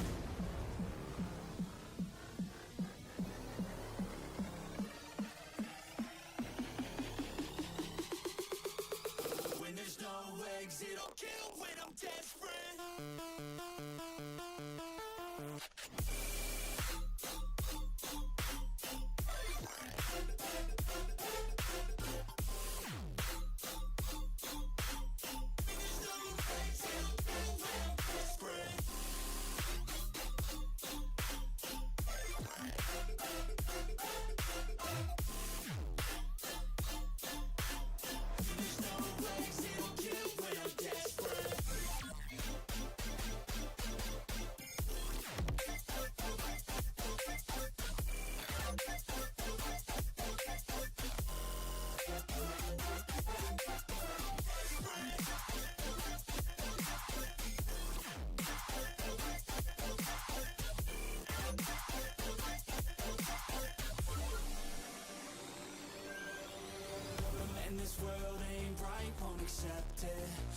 negative energy, I expect it.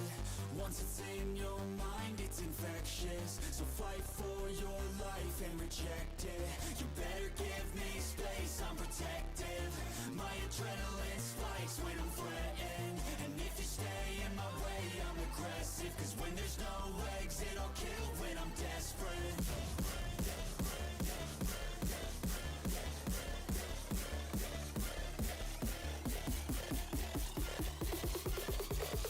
When there's no exit, I'll kill when I'm desperate.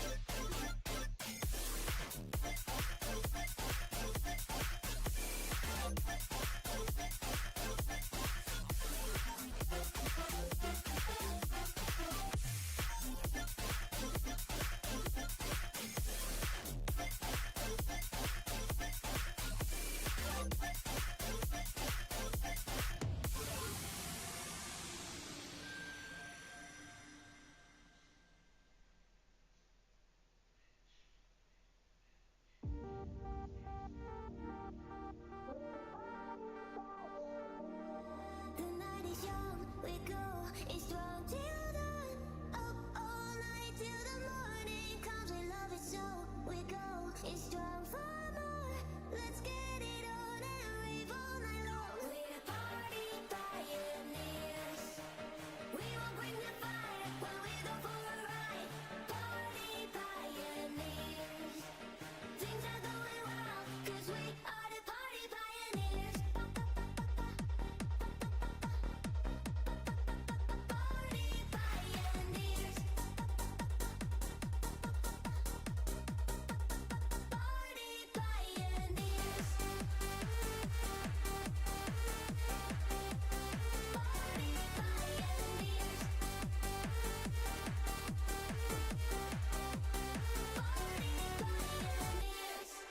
So come on, let's keep the fire burn. The night's not over, there's no return. Only love, it's all we need to know. Together we'll shine like stars in the sky. Oh, we go. Ooh, we'll join. Oh, we go. Who's in for more? We're the party pioneers. We will bring the fire when we go for a ride. Party pioneers. Things are going well, cause we are the party pioneers.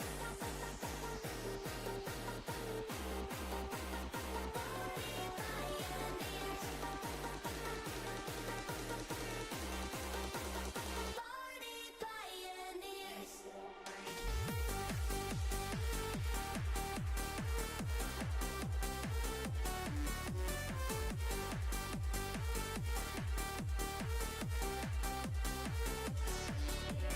Party pioneers. We will bring the fire when we go for a ride. Party pioneers. Things are going well, cause we are the party pioneers.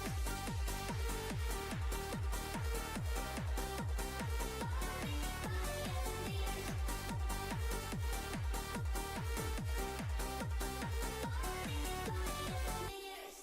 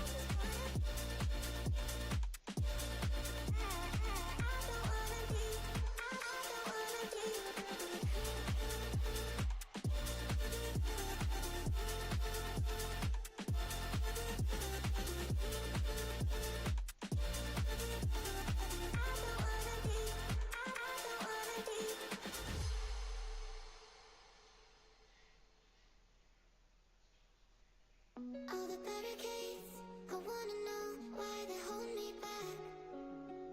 Need a miracle to break me through, but I won't get that. If I was a real wonder, then I could save me from turning around, lift me off the ground, and one day I'm free. Yeah, I wanna be a real wonder. Heaven lifts me up from under. Wishing I could be somehow stronger now, so I can fight away all the pain inside me. Never be afraid of the fate that finds me. Wishing I could be stronger, so I can be a real wonder.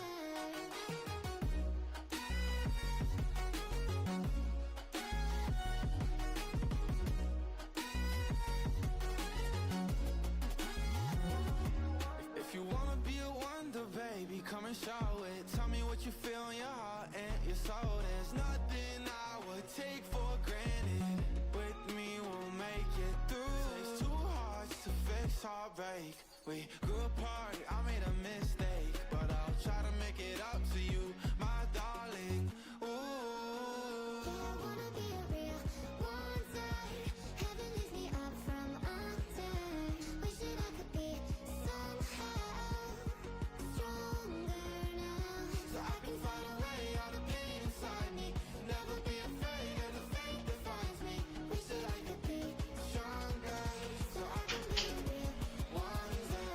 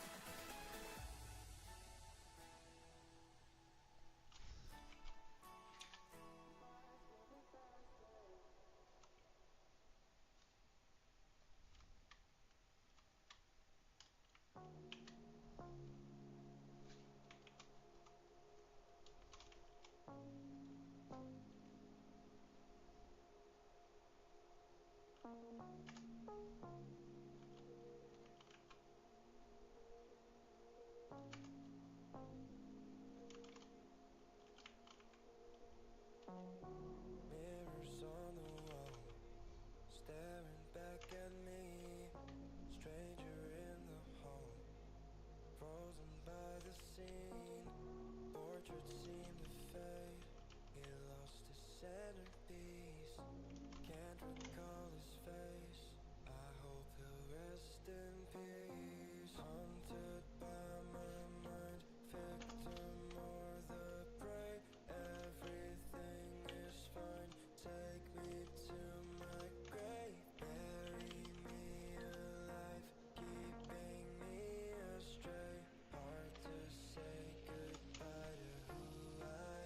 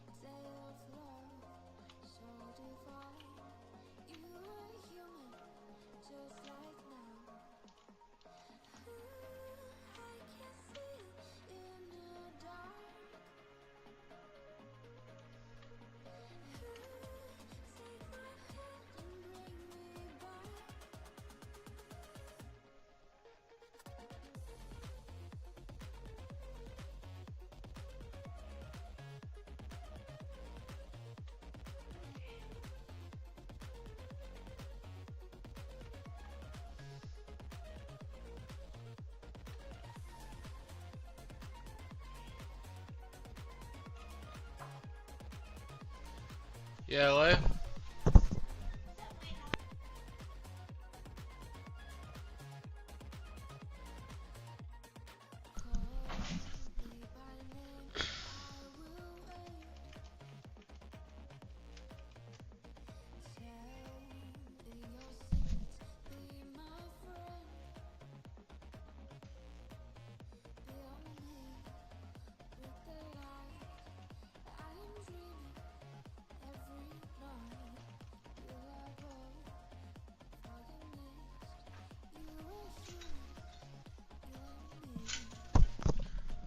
Not my problem.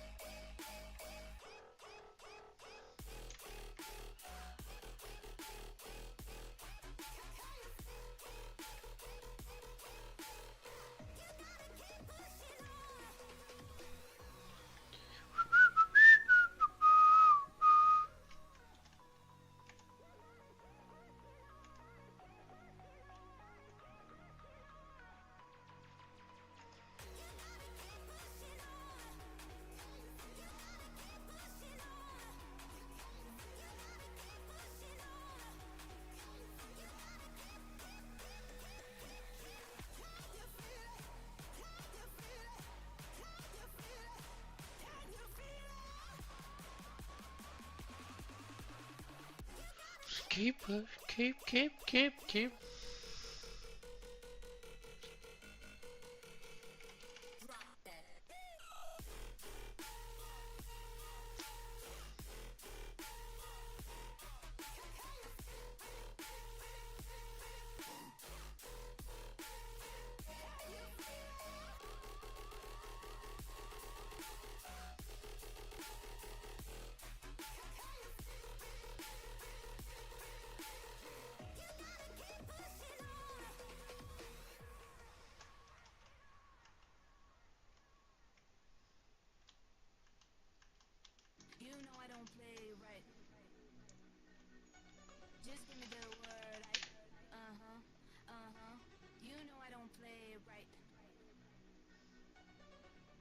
Don't give me this. I'm gonna get back when I feel like. You know I don't play right. I'll put up a good fight. Just give me the word. You know I don't play right. You know I don't play right. Don't give me this. I'm gonna get back when I feel like.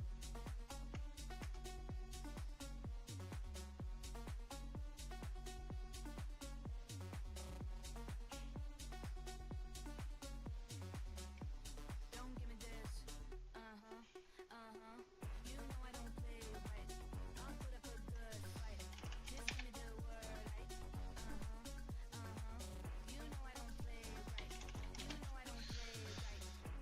Don't give me this. I'm gonna get back when I feel like. You know I don't play right. Just give me the word.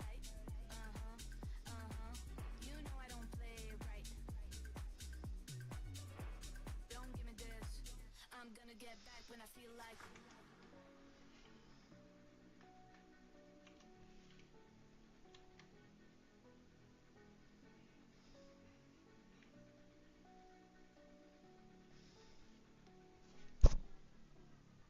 You know I don't play right. Just give me the word. You know I don't play right. Don't give me this. I'm gonna get back when I feel like. You know I don't play right. I'll put up a good fight. Just give me the word. You know I don't play right.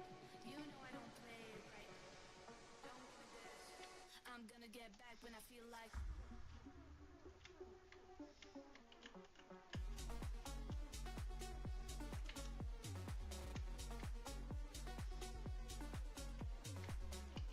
Don't give me this. You know I don't play right. I'll put up a good fight. Just give me the word. You know I don't play right. You know I don't play right. Don't give me this. I'm gonna get back when I feel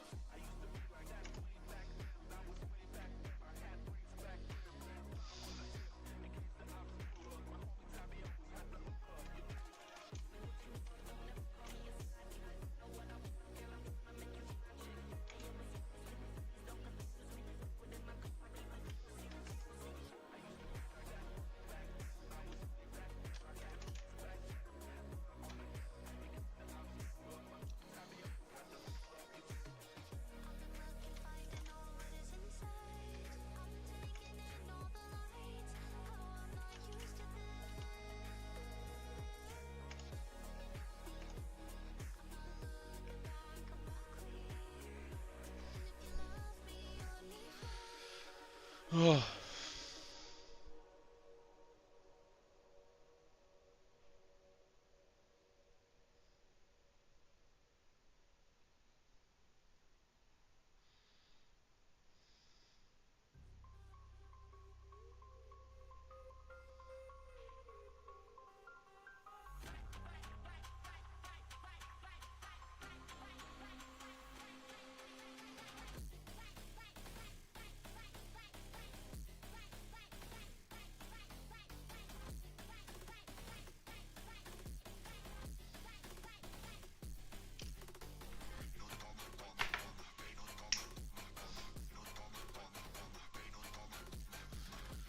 Gotta do this underneath now.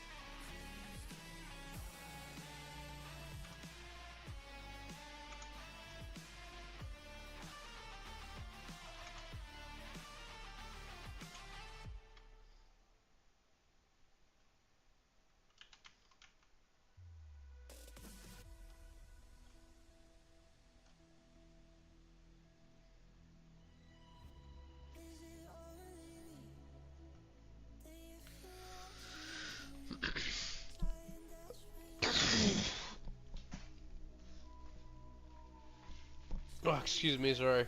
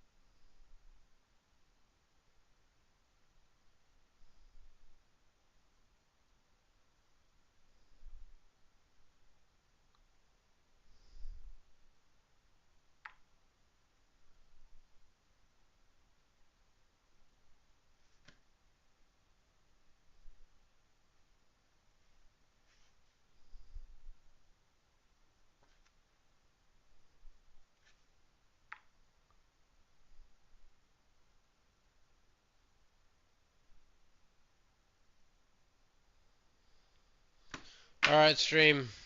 I'm cooked at the moment.